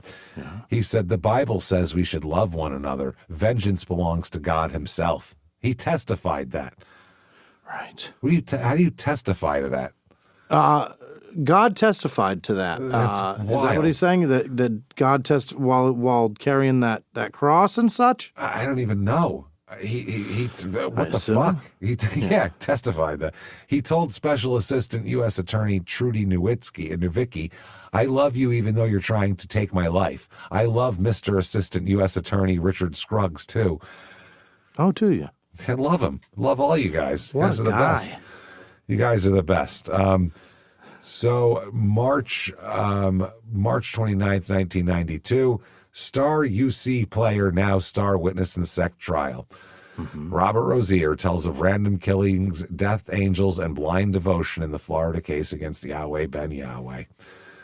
So they just go over, he is the star witness. He said, quote, we did everything from like driving a bus to killing someone if necessary. He said beating, hanging, burning, stoning, decapitation, the basics. The huge. The basics. You guys have all done that. You know how it goes there. So Yahweh has previewed the defense case when he telephoned a Washington talk show and described Rozier as a serial killer. That's got to be his stance. What else is he going to say? Interesting. They said Robert Rozier, a muscular man whose long hair is pulled into a single thick braid that hangs from the left side of his head, said he often served as Yahweh's chief enforcer. So they asked how many people. So wild. Yeah, how many people have you helped kill? And he said 7. He also, the 7th was a panhandler who annoyed him by persisting to ask for money and cigarettes. That's what he was trying to piss. He said, I ended up killing him and throwing him in the water. Leave me alone, I guess, here. You don't get it. That's no cigarettes. No. Yeah, so he talked about the movie. I still don't know what movies they went to see, though. That's I wish the I thing. knew. I wish I knew what movie they were. What do you see right after that? After beheading a killing man. people? After beheading a man, do you go see... you see a comedy? You need to just lighten it up a little bit? You got it. Yeah. I think you go see something light after that, right? Has to be. April 1st, 1992, Yahweh witnessed death and accident. Okay. A man who was run over by a train in Boca Raton is the second person involved in the SEC conspiracy trial to die since it started. Wow. This is Alton Bonnaby. We talked about him. A prosecution witness. The investigator said the death appears to be accidental.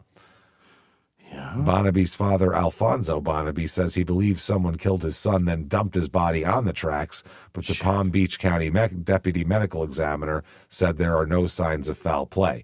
Alton Bonnaby was hit by a train at 1:17 a.m. on the Florida East Coast Railway tracks at Old Dixie Highway and Coventry Street. The train's engineer said he was unable to stop after he blew the whistle, and Bonnaby didn't move. Yeah, those are tough. He meant that. Yeah. That it didn't move means I'm trying to get hit by this train, bro. Just pedal to the metal here. You can't stop. Those brakes are not for like a Honda Civic. They keep going. The train was they're not little like nice anti-lock brakes that go on pretty quick. The train was traveling at 45 miles an hour. So the defense attorney said that any speculation that the death was related to the trial is a crock of shit. It's speculation. She said, if my client was in the witness killing business, he would want to kill him before he testified. It doesn't make sense. It's a tragic, unfortunate incident, but totally unrelated. Okay. But Bonnaby, his father, and other victims had testified that their homes were set ablaze after the Delray Beach incident, because he's one of the witnesses from there. April 3rd, 1992. Yahweh's message delivered on cable TV show. There we go. Since December, disciples have been paying for a weekly half-hour Yahweh talk show from poverty to riches on community access cable channels around the country and at least 15 metropolitan areas from New York to St. Louis to Miami to Fort Lauderdale. It's a very common theme that people like to hawk at people. Yeah. The show, which airs on Black Entertainment Television, BET, on Sundays at 6 p.m., not a big time for them. Often just, not for BET, videos, Sundays at 6 p.m., that's not one. No, it's usually right after school until mom and dad get home. That's That's the prime time. That's the prime time. Displays an illustration of Yahweh wearing a halo and sitting on a throne in front of 2 spaceships. Okay, let's make this even crazier. On a show broadcast Monday, host Josiah Israel told viewers, please remember Yahweh loves you. Yahweh Ben Yahweh loves you, and so do I. Shalom, shalom. Shalom, shalom. Shabbat, Shabbat, fucker. Commercial... what is this? Oh, commercial solicit buyers for Yahweh literature. So they have like their own little, infomercials playing in between, and seek signatures for a petition to free Yahweh. Wow. One of Yahweh's lawyers estimates as many as, come on. How many? He estimates as many as 3 million people see the show around the country every week. Yeah. 3 million is like... As high as, James. Yeah, as high as fucking... 3 million people are watching the same show on public access television, and also BET too. There's upwards of 3 million people that have the opportunity to see this. It's available for up to 3 million people. In the program aired this week, Yahweh preached, I'm a peaceful man, but you better believe I'm not a fluke. I came in the name of God who delivered us from Egypt. Oh. He warned of plagues and droughts if he and his followers were persecuted. Oh. He said, if you don't believe it, just keep messing with me and you'll find out that Yahweh is God and God controls nature. Uh-huh. Whoa. Keep messing with me. And it's also like it's like hurricane season in Florida. Mm-hmm. You keep messing with me. So April 14th, 1992, the judge here startled defense attorneys when he predicted some of the 16 Yahweh defendants will be acquitted. Oh. In off-the-cuff comments outside the jurors' presence, the judge suggested they will take 10 days, or they will take days to deliberate on the complex case, and that some of their verdicts won't be favorable to prosecutors. He said, I think it's very likely some of the defendants are going to be acquitted. He said, at least I would not be surprised if several walked free. Wow. The prosecutor said, or the defense attorney said, I've never heard a judge make that comment before, and said he was pleased and shocked by it.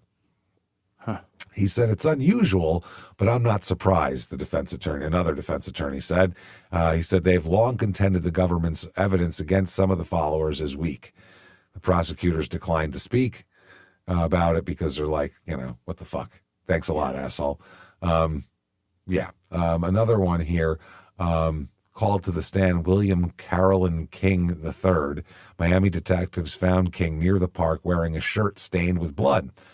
Oh. King testified he convinced investigators they had the wrong man. I wouldn't stab anybody, he said, but admitted prostitute Martine Mish testified that King told her he hurt someone in the park. He didn't know if he killed them. Okay. That's interesting. April 17th, 1992, IRS audits attorneys for the Yahweh sect. Yeah? 5 of the 16 attorneys for the Yahweh religious sect have been hit by Internal Revenue Service audits that have forced the 3 to dig through past tax records as they prepare to present the cases to the jury. Uh-oh. This seems on purpose. That sounds like a lot, doesn't it? That can't be a coincidence. No, it feels like, right? I recommended this. Wow. April 22nd, 1992, Yahweh Ben Yahweh, self-proclaimed son of God, denied in court on Tuesday that he knew anything about the murders and other racketeering activities prosecutors have linked to the religious empire. Unaware. He said, it is reprehensible in my feeling for anyone to wantonly take anybody's life. Anyone who has followed me, any soul that did, thinking they did that for me, I consider them very unfortunate. Mm-hmm. He took the stand. He's there. He stated his occupation as, quote, what do you think he says his occupation is?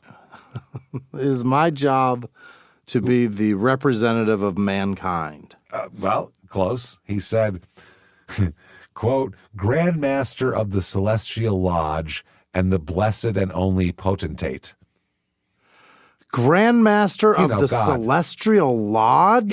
God. God is the MC of the universe, man. You know how it works. Celestial Lodge. Introing people, taking people off stage. He's the... Wow. What a fun one. but he denied knowledge of the Nation of Yahweh's finances, real estate holdings, or day-to-day operations, saying sect members saw to that. I just sat around being God.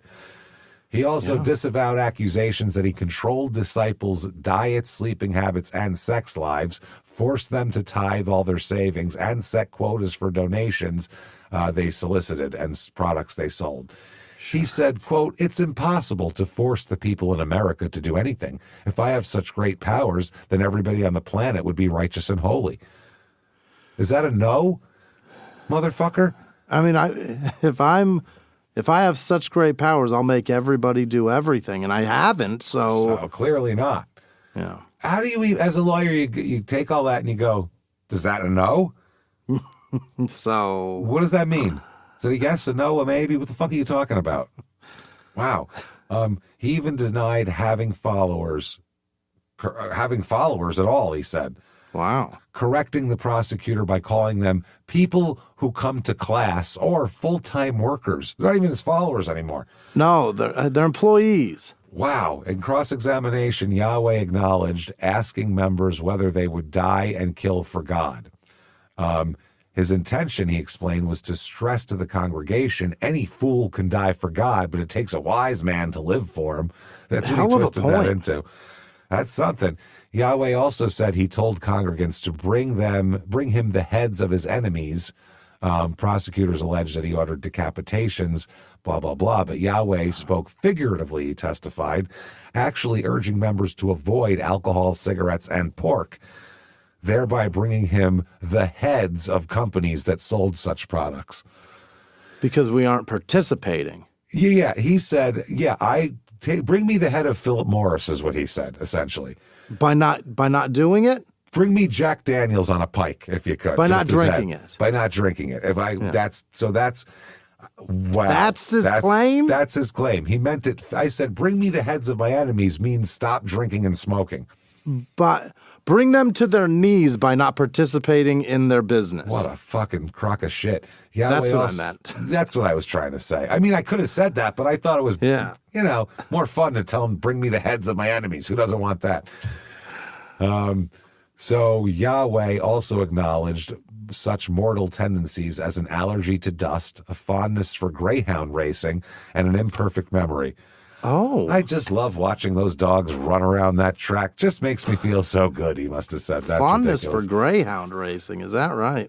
He said, I can't even remember what I ate last month, when he's questioned about the events in 1981. Mm-hmm. And the prosecutor said, you're not omniscient, you're not, right, fucking God, sparking a chorus of objections and motions for a mistrial. Well, that's what he said.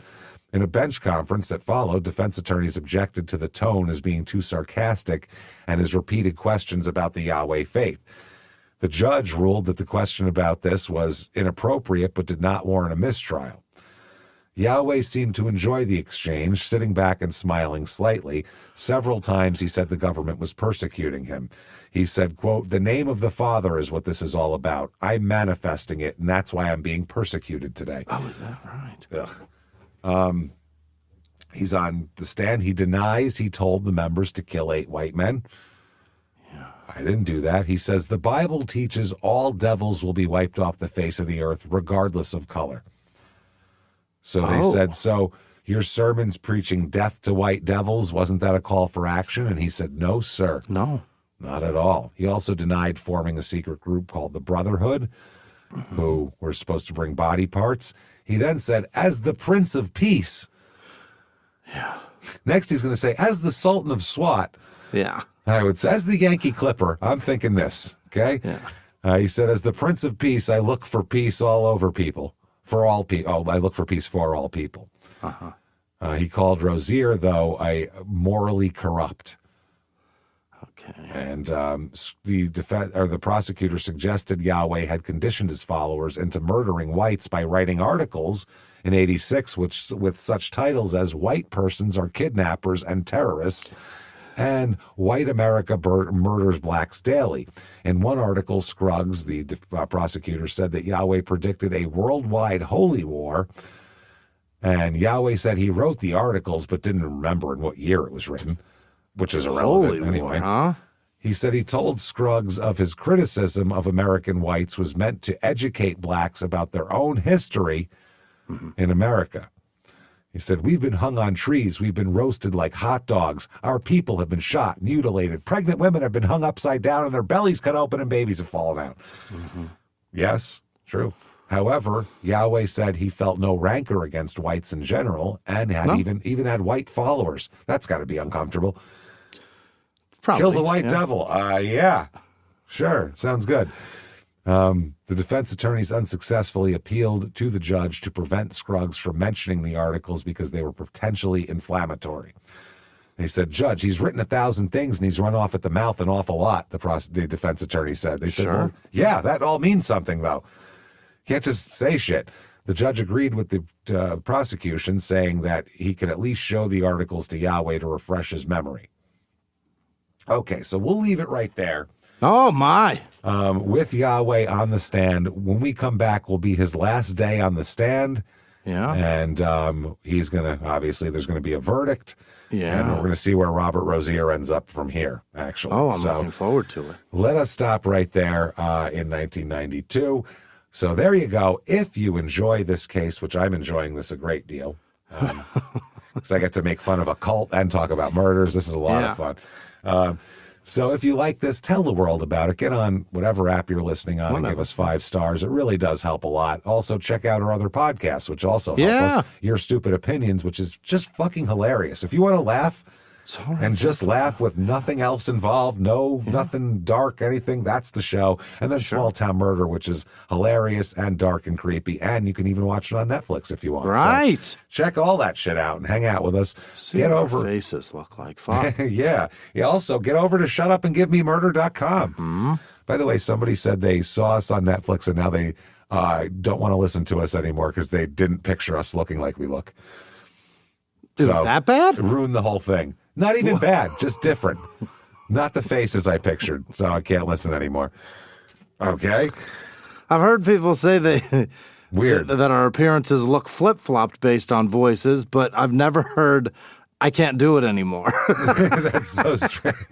Just not what I expected, so I can't listen because it doesn't matter. All right. Sounds good. So anyway, that's very funny. It's very funny. I laughed my ass off at that one. Shutupandgivememurder.com. By the way, thank you to everybody for all your birthday wishes. Thank you so much. Unbelievable. You guys were so nice to me on my birthday. I really, really fucking appreciate it. Thank you so much. You guys are cool as shit. They really go out of their way. So shutupandgivememurder.com. That's where you get all of, the merchandise, too. There's tons of merch out there to get.